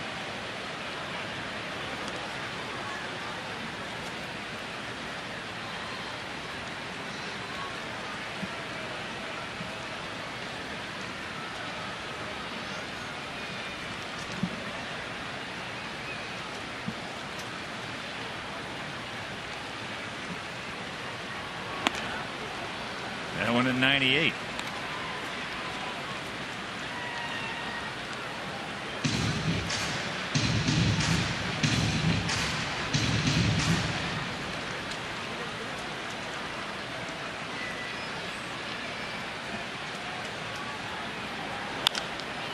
And that's out of play.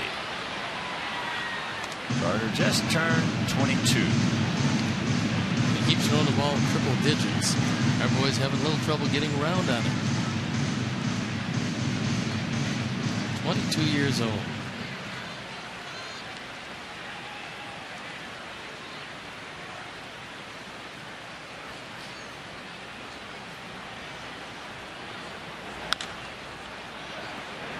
Looks that one foul. Yeah, it takes you a few pitches. But then after that, if you miss, if you put it middle in and down, especially to Dunn, not going to matter how hard he throws it. No. But if he keeps it up just below the number 32, he's going to be tough to deal with. Well, that's one of the great mysteries of baseball. You can take a guy with 100, 102, 3-mile-an-hour fastball. As we've talked about, and tell your hitters he's got a great fastball, and it doesn't bother him. You can take another guy with it. Tell your hitters he's got a great curveball, it doesn't bother him. But again, tell him he's got a great changeup, then they start worrying. Breaking ball. Well, tonight we actually took care of Vargas, and Vargas has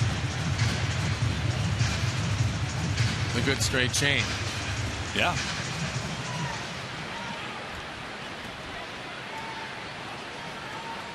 Everything but one pitch down where Adam can handle it.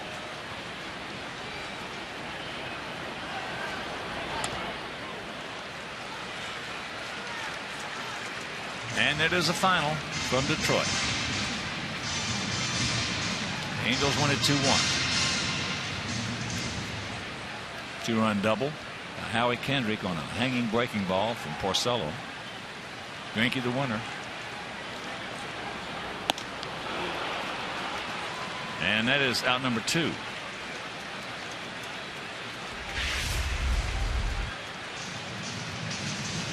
That's what he's been looking for the entire at bat. That fastball up, tantalizing in the zone. Can't catch up to it. That's another reason why this is a great game. Is the Angels play a 14-13 slugfest with Boston, then go take on Detroit, beat them 2-1. All of a sudden the hitting is not there, and they're getting spectacular pitching.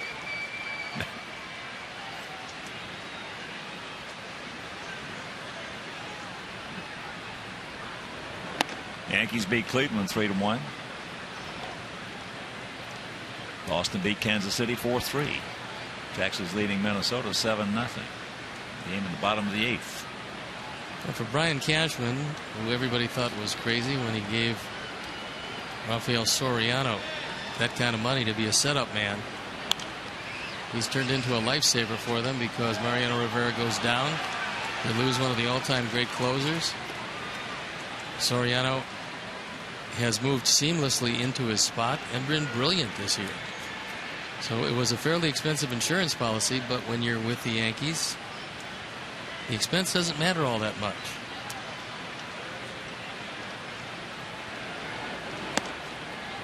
That one at 99 and the count 2-1. Well, they call it Yankee money. There's only one club that has it. It's true. Well, Boston looking to get rid of a whole lot of theirs in that deal with the Dodgers. That one at 98.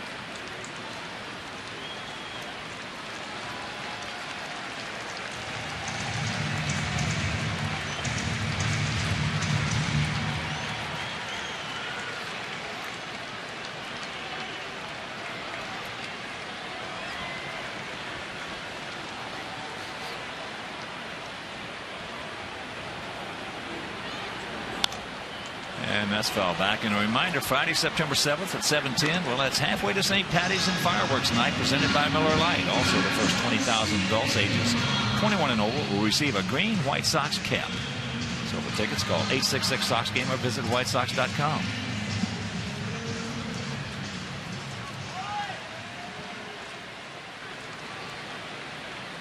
Two out, 2 balls, 2 strikes.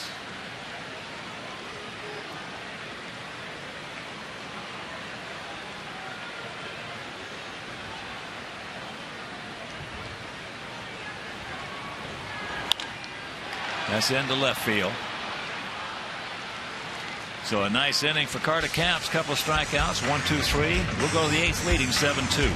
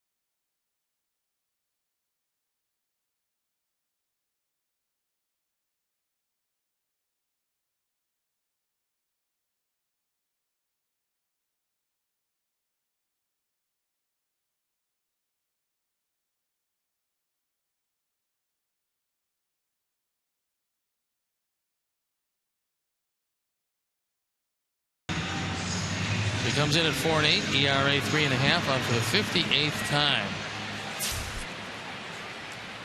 His job is just get through this 8th inning, through the middle of the order.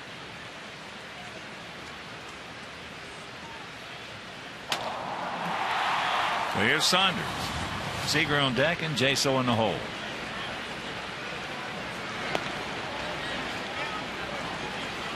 Saunders 1 for 3 with an RBI.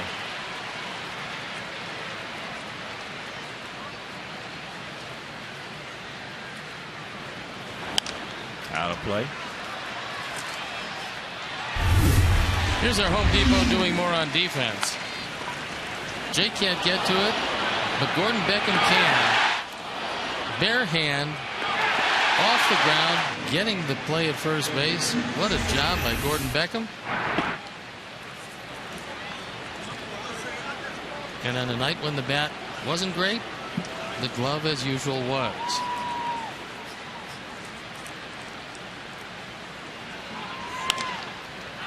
That's a little flare in the left. 1 out.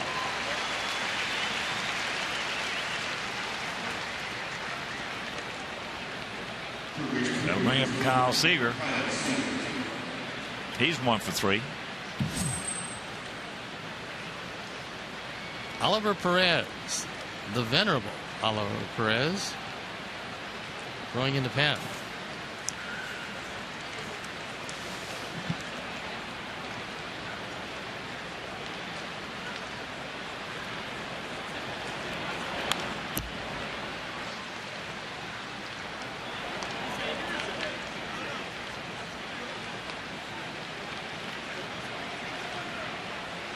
One of the good factors of this game, obviously you anticipate coming away with a win, was the fact that we did get our first look at Capps, because we hadn't seen Carter Capps. Our guys now know just how hard he throws, and more important than that, the movement of the fastball. So as Umber and Crane loosening in the pen, Thornton has any problems.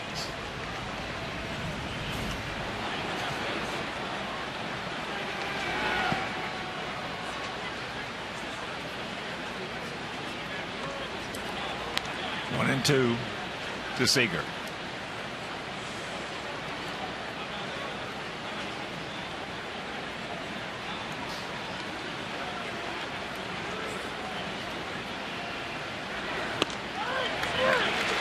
He gone. 2 down. Yeah, the big problem when you stack your lineup with left-handers consecutively against a right-handed starter, the left-hander coming in out of the pen, it's a little easier for him. As a cold third, sits Seager down. That'll bring up Jaso. He's gone out to center, and twice he has grounded to Paulie. Well, a point you just brought up about seeing Carter Capps could be very important in tomorrow's game or Sunday's game. Because your first look at a guy that throws like that, it's going to be real tough for you. Yes, you're at a disadvantage. And you just love it. Now, you take Paulie, who's one of the El Primo fastball hitters in the game. If he sees him tomorrow in a big situation or on a Sunday in a big situation, he'll be much more dangerous than he was early. They've got some arms. The last time we saw them, they weren't around, so it's nice to see them kind of empty out the pen, although our guys have seen Oliver Perez, I'm sure, a time or two. 2 out, 2 balls, 2 strikes. There's the youngster, Carter Capps. He of the rosy cheeks and the big fastball.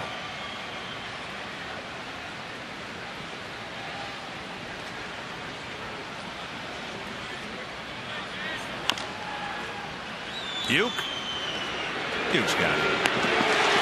Nice inning from Matt. And we'll go to the bottom of the 8th to the 7-2. Good guys.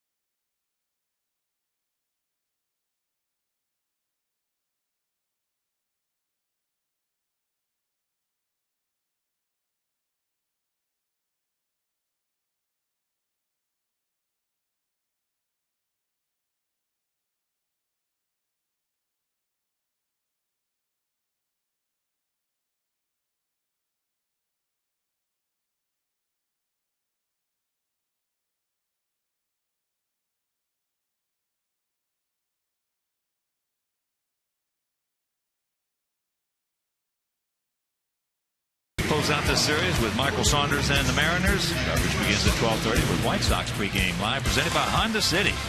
White Sox Mariners Sunday afternoon at 12:30 on Comcast Sportsnet, fans' best friend. Now we'll take a look at Oliver Perez. He's been around a long time. He's 1-2. ERA is spectacular. 183 on for the 23rd time.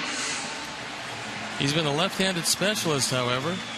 19 2/3 innings in the previous 22 appearances.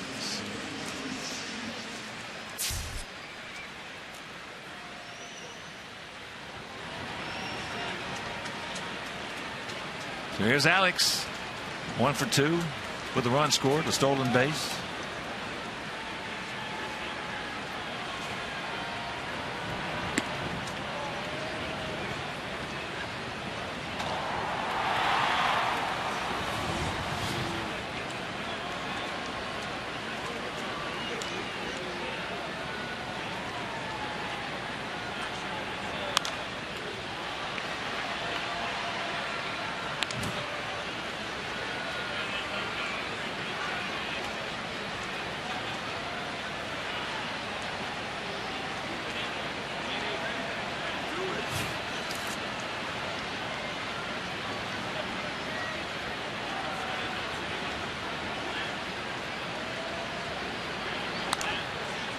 Pretty good rip at that one.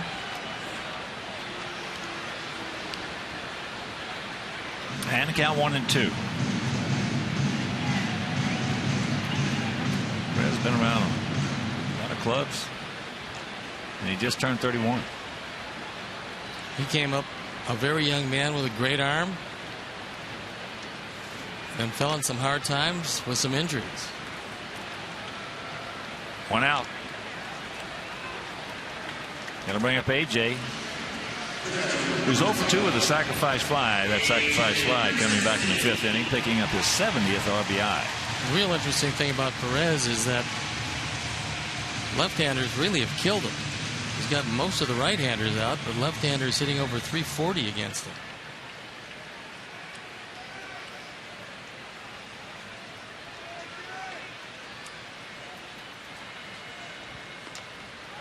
Good breaking ball. Sharp. 0-1 the count to A.J.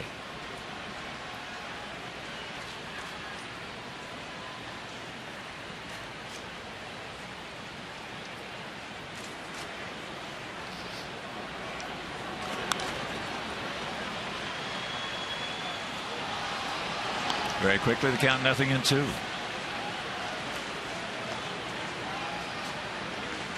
And you can follow our Sox with the MLB.com @Bat12 app for your iPhone, iPad, Android, and Windows Mobile. Get live audio, pitch tracking, video highlights, and more. Text @Bat to 31826 or visit WhiteSox.com.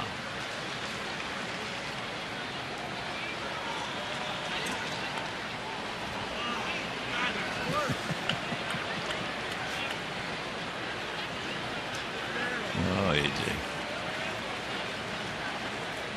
That one went off Montero. And that's the reason why Jim Joyce is walking out there. Got him right off the left elbow.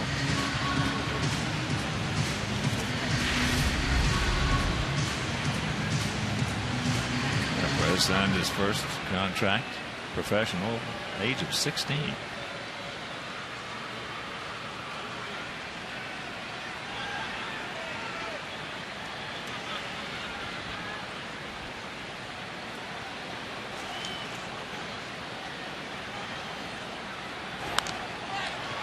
And that is foul back, and that's going to be a souvenir.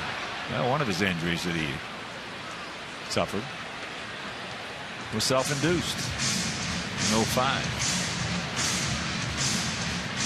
in the Pirates clubhouse following the start against the Cardinals.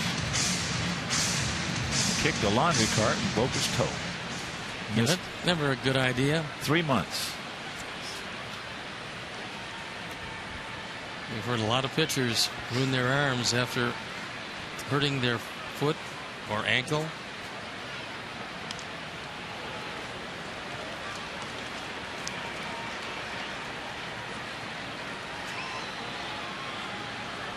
Diciato on deck.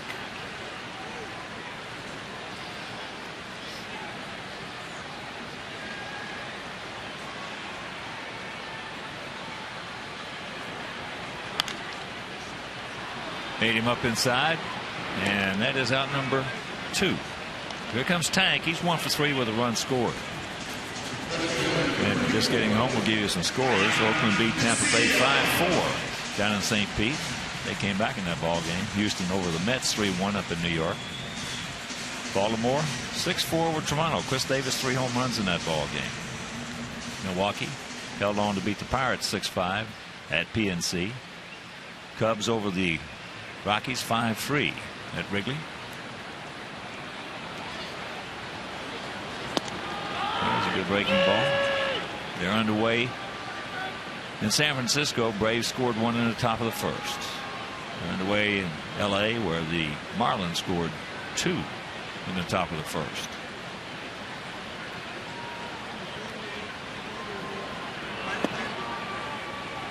Bottom of the 8th in Cincinnati. Cardinals have come back, and as Steve told you, taking an 8-5 lead.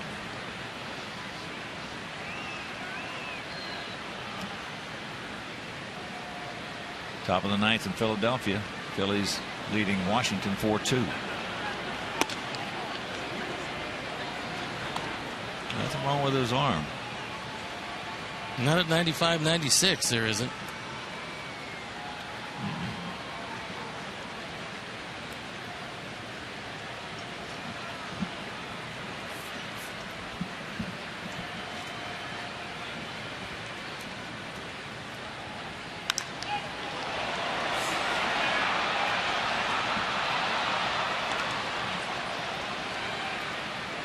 Count hangs at 2-2.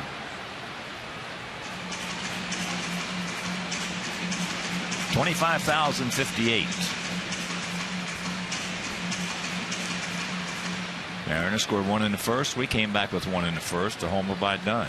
They scored 1 in the second. We tied it up in the second. 2-out RBI single by Alexei. Then Adam in the third. Another homer. This one a 2-run shot.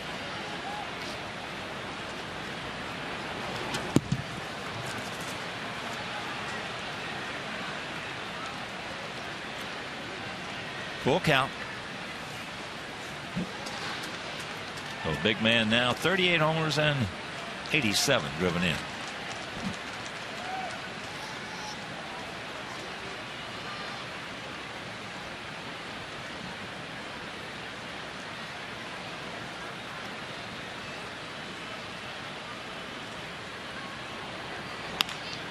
And muscles that one out there for a base hit.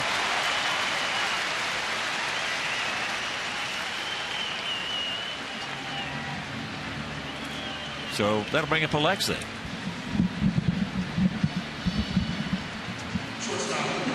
Second hit of the night, and not many guys on this team are going to be able to take that fastball at 96, take it right off his hands, and just rope it into right center field. But he is one of the stronger members of this team as Alexei Ramirez comes up. Ramirez 2 for 3 with a 2-run homer in the fourth, RBI single in the second. A ground ball to third. But he pops this one foul. 2-7-1 for the Mariners. 7-9 and no errors for our Sox tonight. Trying to break that 8-game winning streak that Seattle came into town enjoying. And keep us on the road with a 4-game winning streak, and just as important, pick up a full game on the Tigers, who already lost. High into right. And that'll retire the side. We are going to the 9th, leading 7-2.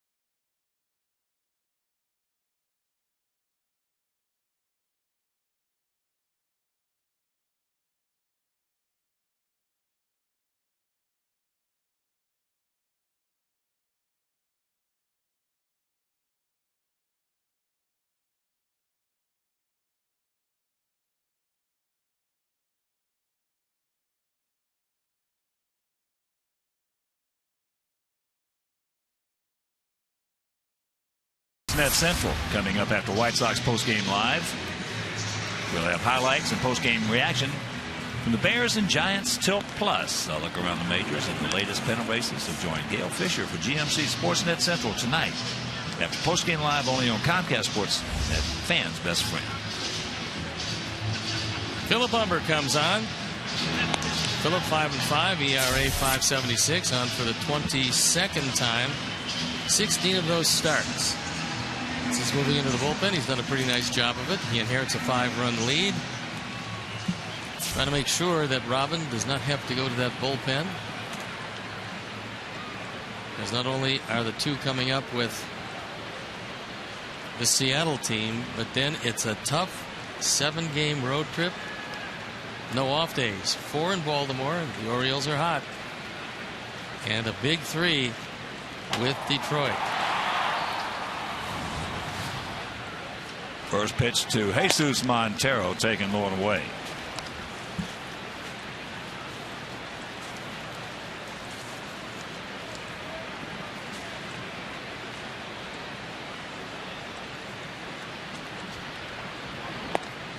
Checks it up and takes the strike.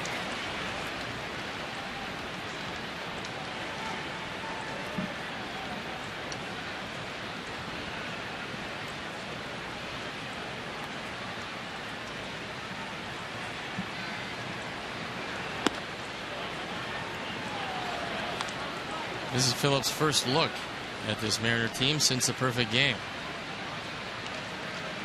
It was on April 21st, so a little less dramatic here tonight. But I'd still like to wrap it up with no drama.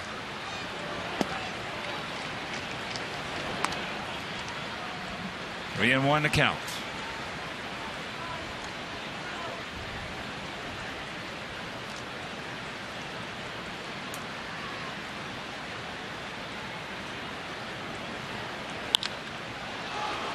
That's deep. Count got him, and it's a 7-3 ball game.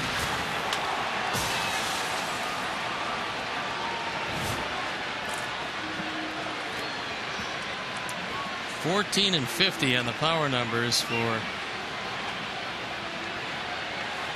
the young man out of the Yankee organization. Our Ford home run replay tries to get a fastball in on his hands and couldn't do it.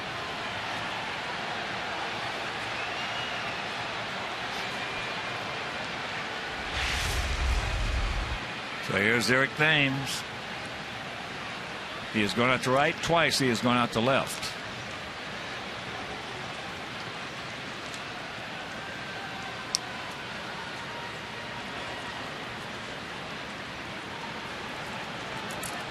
And if you're just tuning us in, Tigers lost 2-1 to the Angels.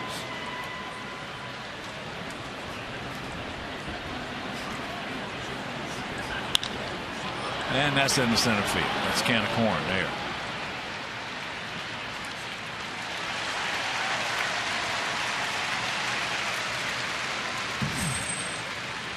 Danny Villa loosening up in the pen. First baseman, Justin Smoak. Here's the switch hitting first baseman, Justin Smoak. He's 0 for 3, a strikeout and 2 flyouts to center.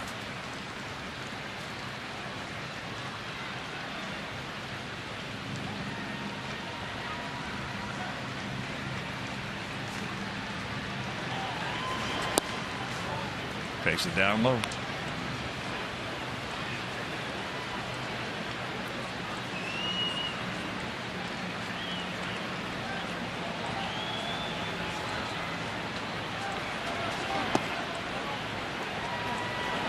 And the count 2-0.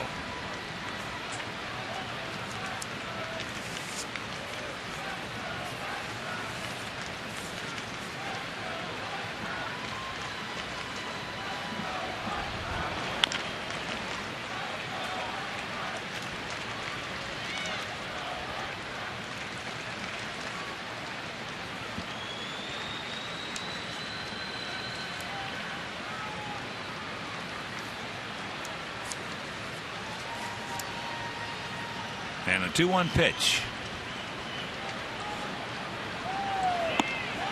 That evens it up. Look at it. Goose Creek, South Carolina.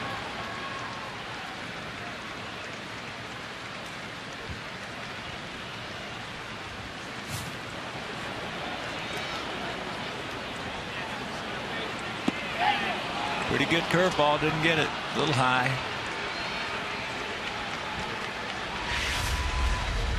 BMO Harris Bank pitch tracks. Although AJ tries to ease it back into the zone, that one was up and out of the zone. Payoff pitch.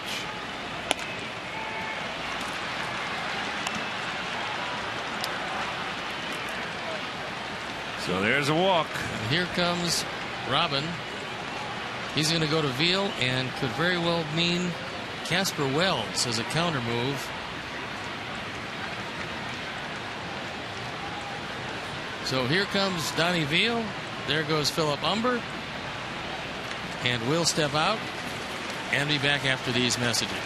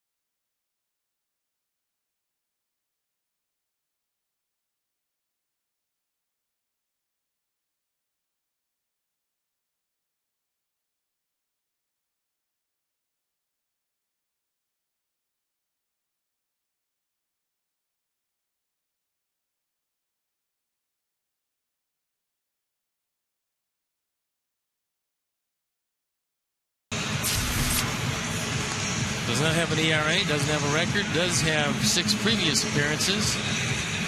Giving up only that one lone hit in 5 innings. Walk 2, fan 9. They're not going to use Casper Wells, at least for the moment, as Robinson will turn around and hit from the right side.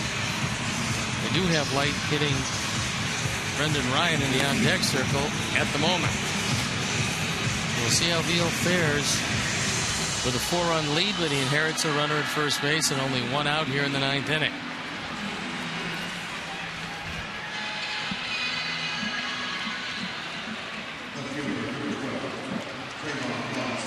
So here's Trayvon. He is 2 for 3, a homer, a single. He also has grounded to Beckham.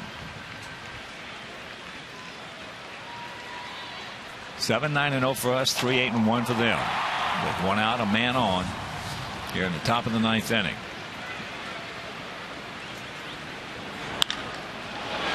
Jumped all over it and just rips it down in that corner.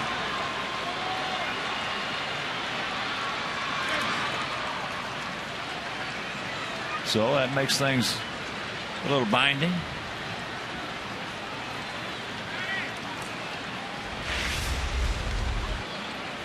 Jumping on the first ball fastball. It was right down the middle. It took it right over Youp's head.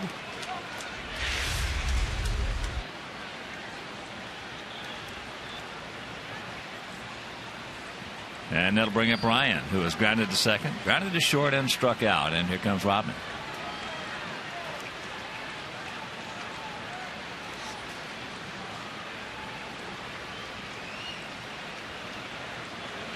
And he's going to the pen.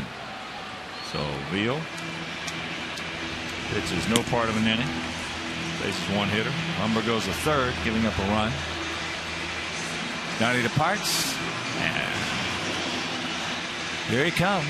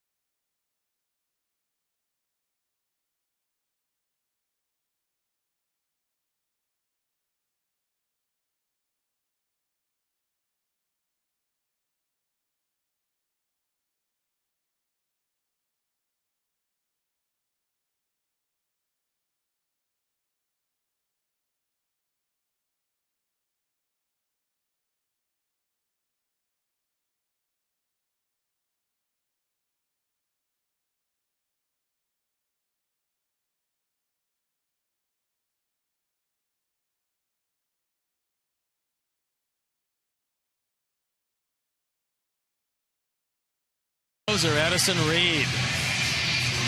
Reed 2-1, ERA 3.65. On for the 49th time. Looking for save number 24 and 27 opportunities.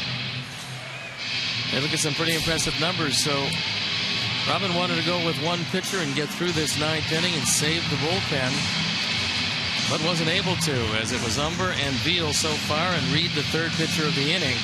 Inherits runners at second and third, only one out here in the top of the 9th.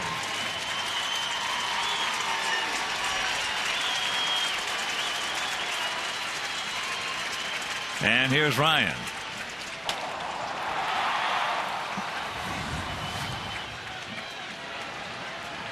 As I mentioned, he is 0 for 3, 2 ground outs and a strikeout.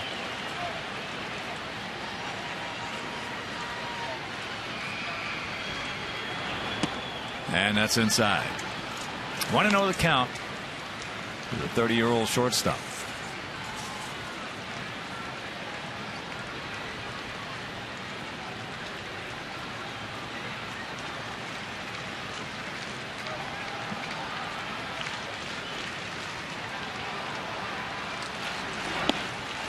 There's a strike to even the count.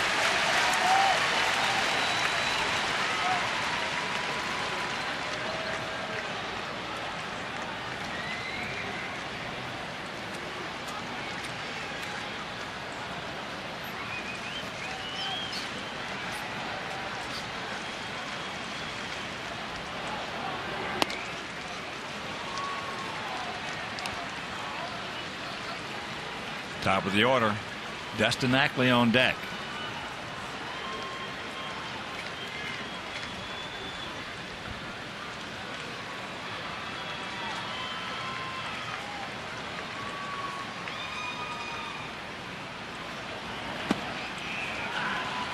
And now a 3-1 count.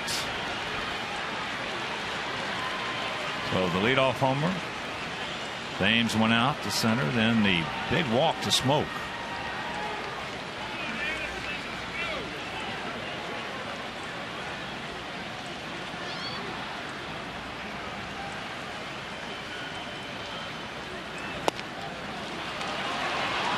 That'll bring the tying run of this ball game to the plate. Sacks packed. 1 out.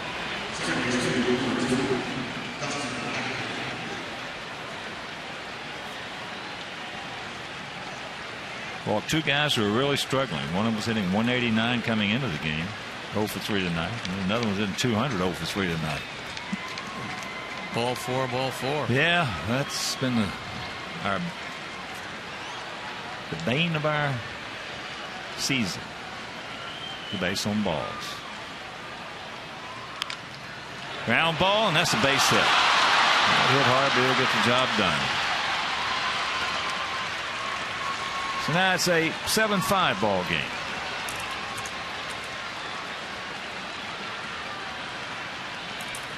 RBI's 42 and 43 for Ackley. That fastball in the inner portion just barely hops over the glove as Paulie went to dive for it. Would have saved 1 run, probably still a base hit. But in any event, runners at the corners, still only the 1 out.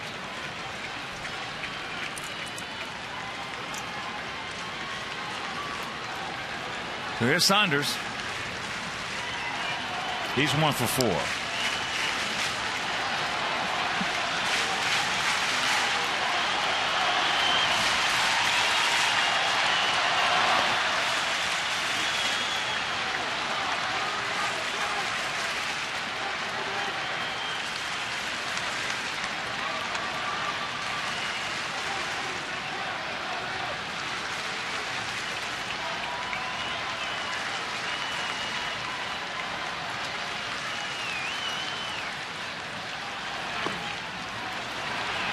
And the count 2-0.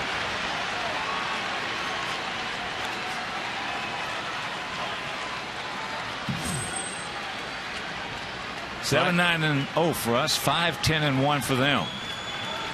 Runners at the corners and 1 out. Pryor loosening up in the bullpen.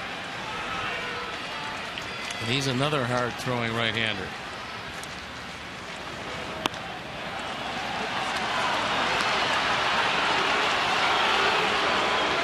Three and 0.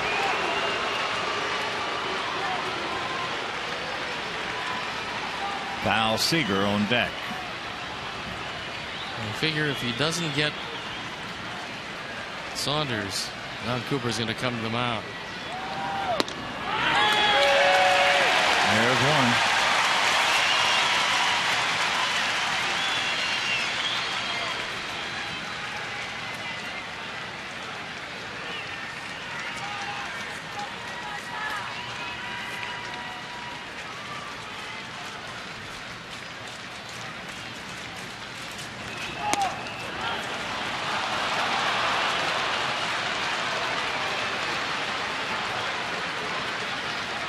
And that will load him up again. And the plate is moving around on Addison. Here comes Coop. A long, slow walk. Nobody in the bullpen as this game is squarely in the hands of a young closer.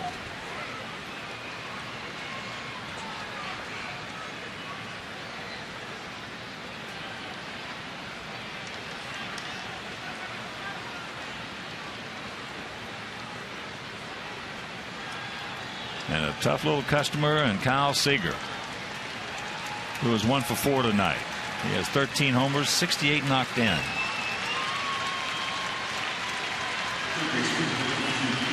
Base on ball. Wow.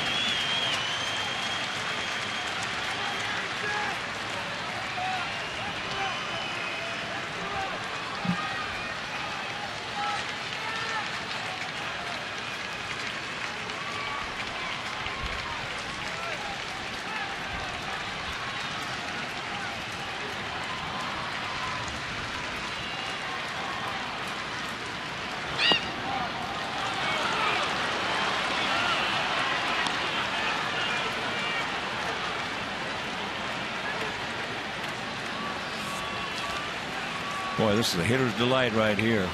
He's already walked 2. And you've got him down to a one-pitch pitcher. And that's what it makes him. The count has made him. Chop foul, so the count evens at 1. This is a blue plate special for a hitter. Seager's only grounded into 3 double plays this year, which is somewhat remarkable, the fact that he's been up to bat 448 times. Tying run out at second base. That's Dustin Ackley, and he's got very good speed, as does Saunders at first.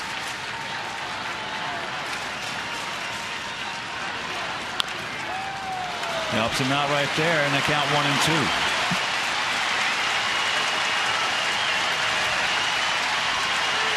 One thing we haven't seen tonight, because he hasn't been in a position to throw it, is that good straight change.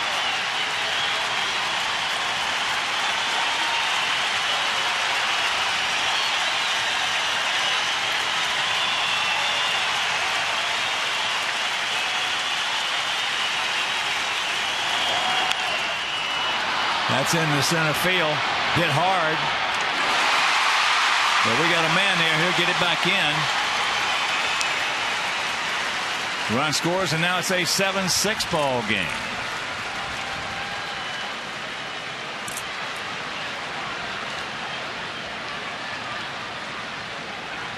'69th run driven in for Seager.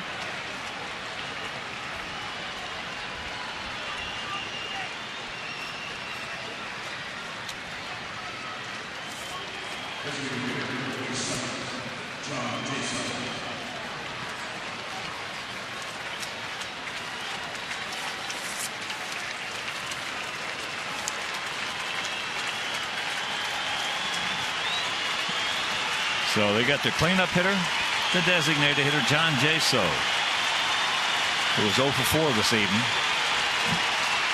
AJ giving the signs to the infield on what they want to do if Saunders takes off.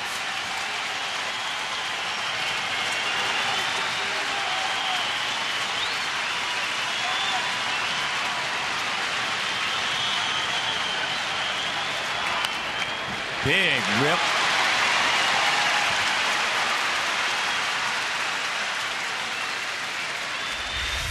right there.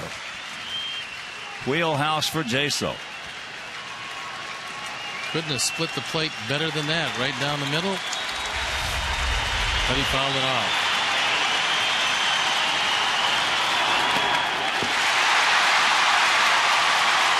And the count 0-2. Jaso against Reed is 1 for 2 with a double. If AJ calls something down and out of the zone, he's got to make sure that he blocks it at all costs. The tying run 90 feet away.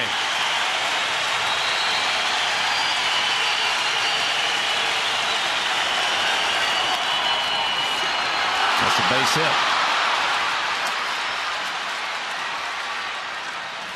And now here comes a run that's going to be the go-ahead run. They lead it 8-7. This is unreal.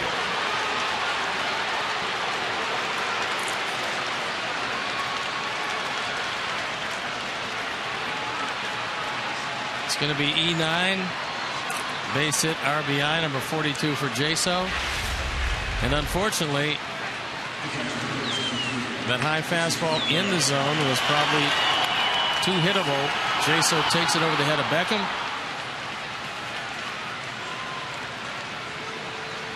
And then a throw to third, which had no chance of throwing out the base runner. And well off the mark. Gets by everybody. They have scored 6 times here in the top of the 9th inning.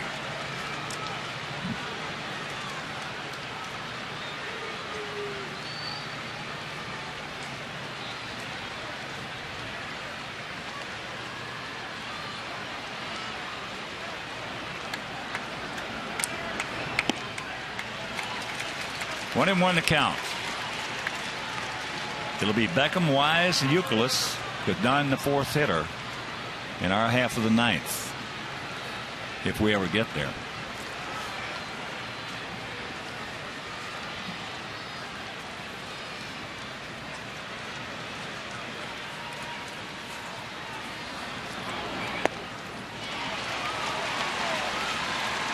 Here's a man that started this inning off with a home run.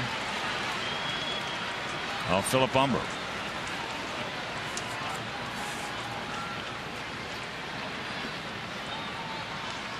6 runs here and still hitting in the top of the 9th inning.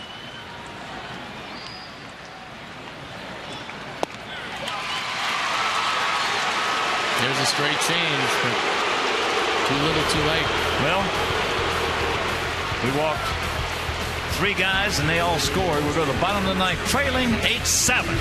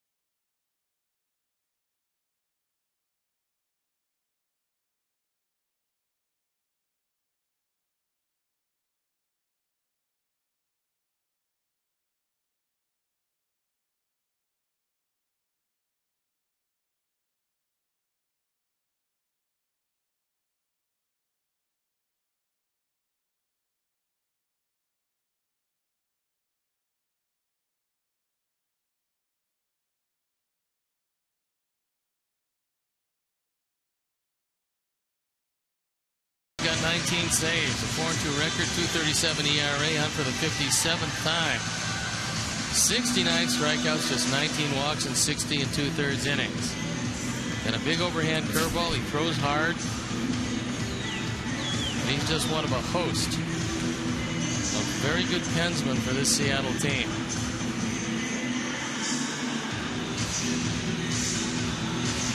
Gordon Beckham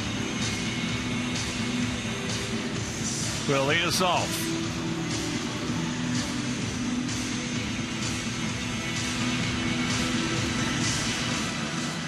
Gordon's 0 for 3. He's grounded to second, hit a line shot in the center field right at him. As 0-1 to count. That fastball at 96. That's hard to believe. 6 runs in the top of the ninth. Take an 8-7 lead. And the count 0-2. DY is on deck.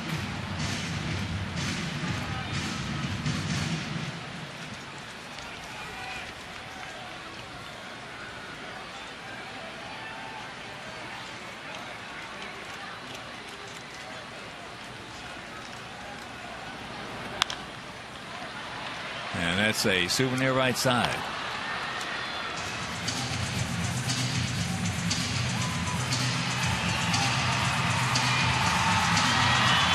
Take a look at the line score if you can not get nauseous with that 6 in the ninth. 3 walks, they all scored. That's in the hole. And that'll be a base hit. So a good way to start.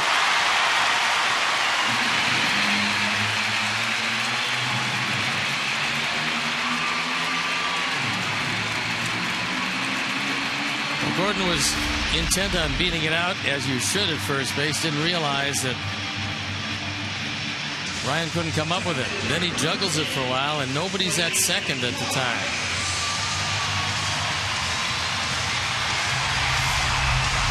So here's Dwayne Wise. He's 0 for 4 tonight. He's due.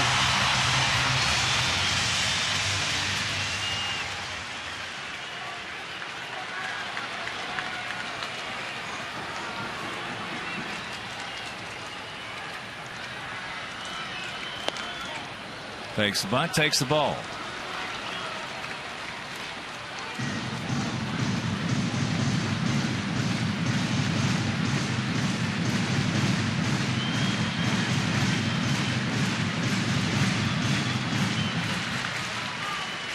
Come on, D-Wise.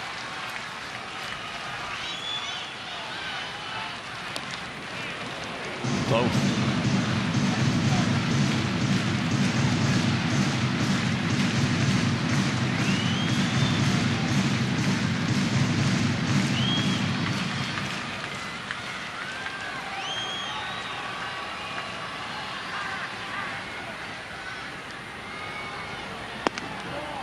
And the count 2-0. Buke on deck.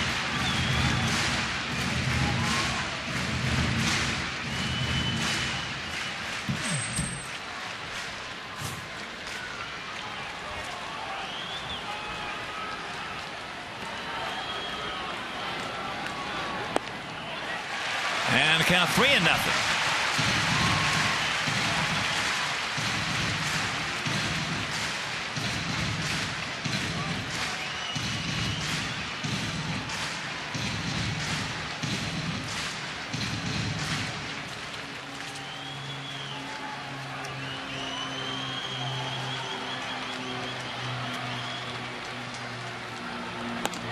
And that is ball 4.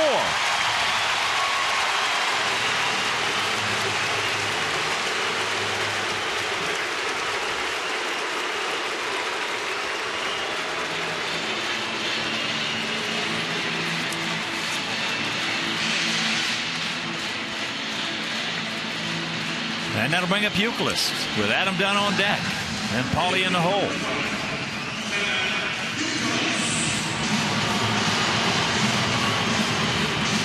Well, Seager, along with Ryan, are talking with Wilhelmsen on what they want to do in case of a bunt.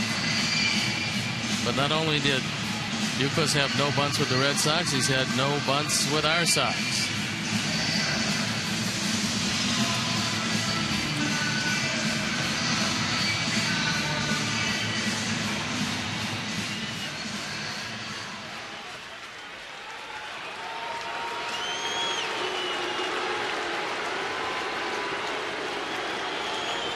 Outfield slightly to the right.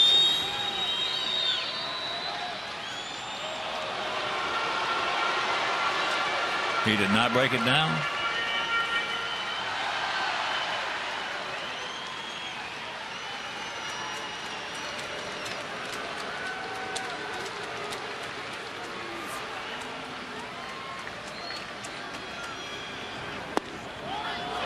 And drops a hook on him.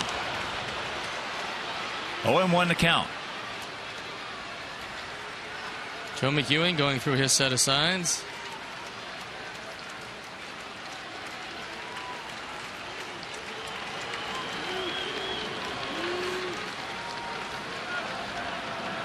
Another hook.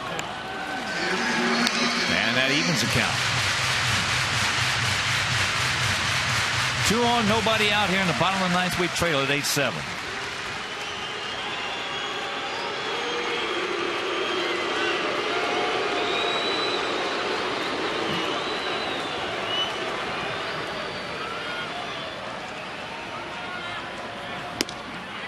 And the count 2-1. Now Montero wants to have a little chit chat.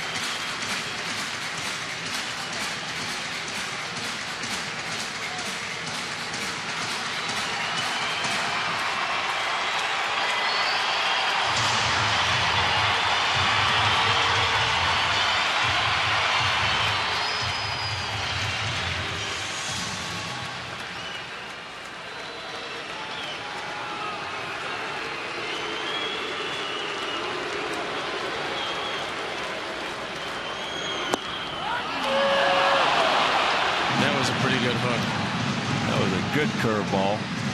And the count 2-2. This one buckles the knees of Uke, but it's clearly in the zone.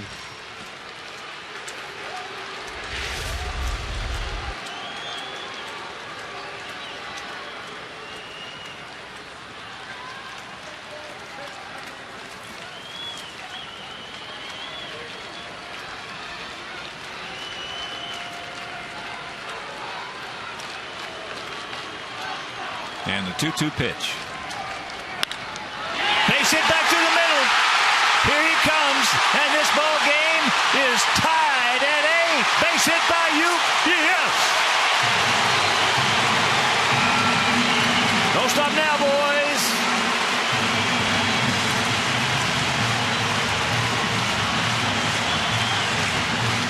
RBI number 49 for Euclid. After 2 unhittable hooks, he decides to throw him a fastball, and he rifles it right back through the middle. So Carl Willis, the pitching coach, comes out. That ball hit like a bullet. He got 2 on and nobody out.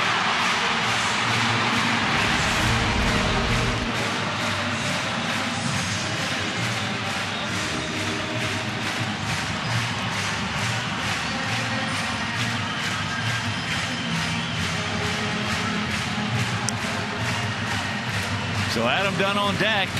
And if you're just tuning in, here's what Adam did in the first and third innings.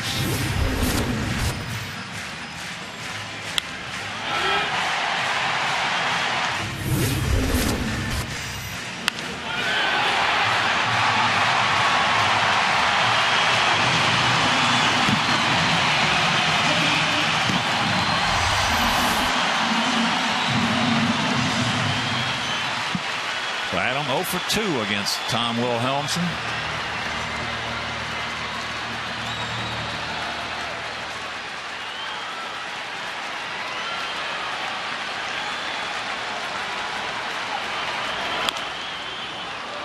Out and around that one, chops it, and the count 0-1. Can't go into too much of a shift because of the speed of Dwayne Wise out at second base. He's got Ryan lined up right behind him. Totals on the board identical at 8, 11, and 1.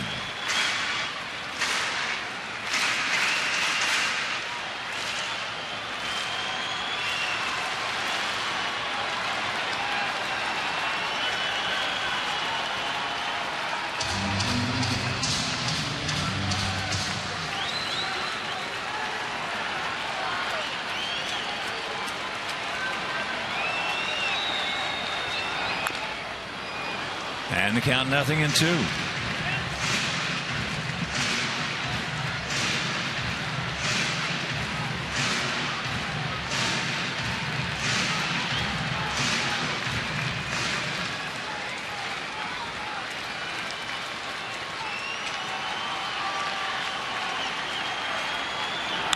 That ball hit high and deep. Stretch, go back and tag. Oh, that was a particularly good play because backing up as he was, Robinson, who doesn't have a good arm anyway, I don't believe would have had a shot at Dwayne Wise. No chance.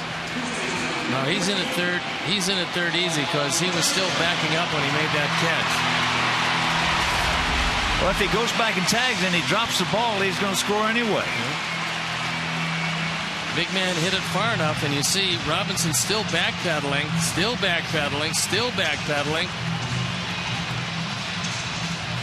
Just not a good base running play. Oh, boy.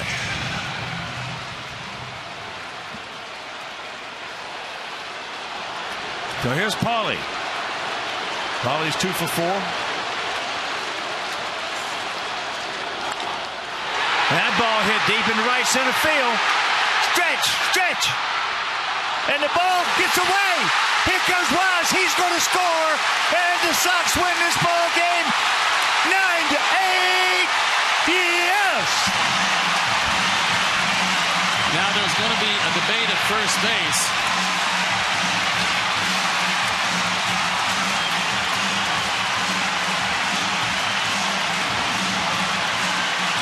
And Eric Wedge is out there meeting with the umpires. Well, Lance Barrett has already called it safe. So this ball game is over. Yes.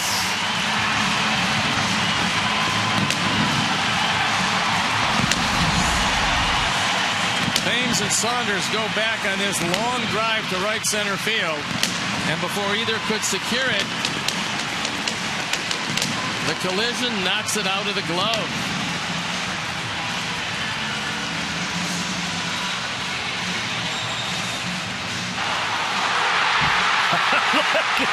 Crowley blew a 5-run lead in the top of the ninth. They scored 6. We come right back.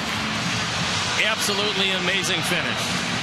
And our GMC player of the game, it is indeed Paul Konerko. So for my partner, Steve Stone, our director, Jim Angio, our producer, Mike Larry, our associate producer, Dave Ross, our technical manager, Mark Harper, the executive producer, Jim Corno Jr., for the mayor, Mean Joe Groove, and up here in the booth, Mike Mayer, Frank D'Amato, and the sound, Doug Bullard. This is all.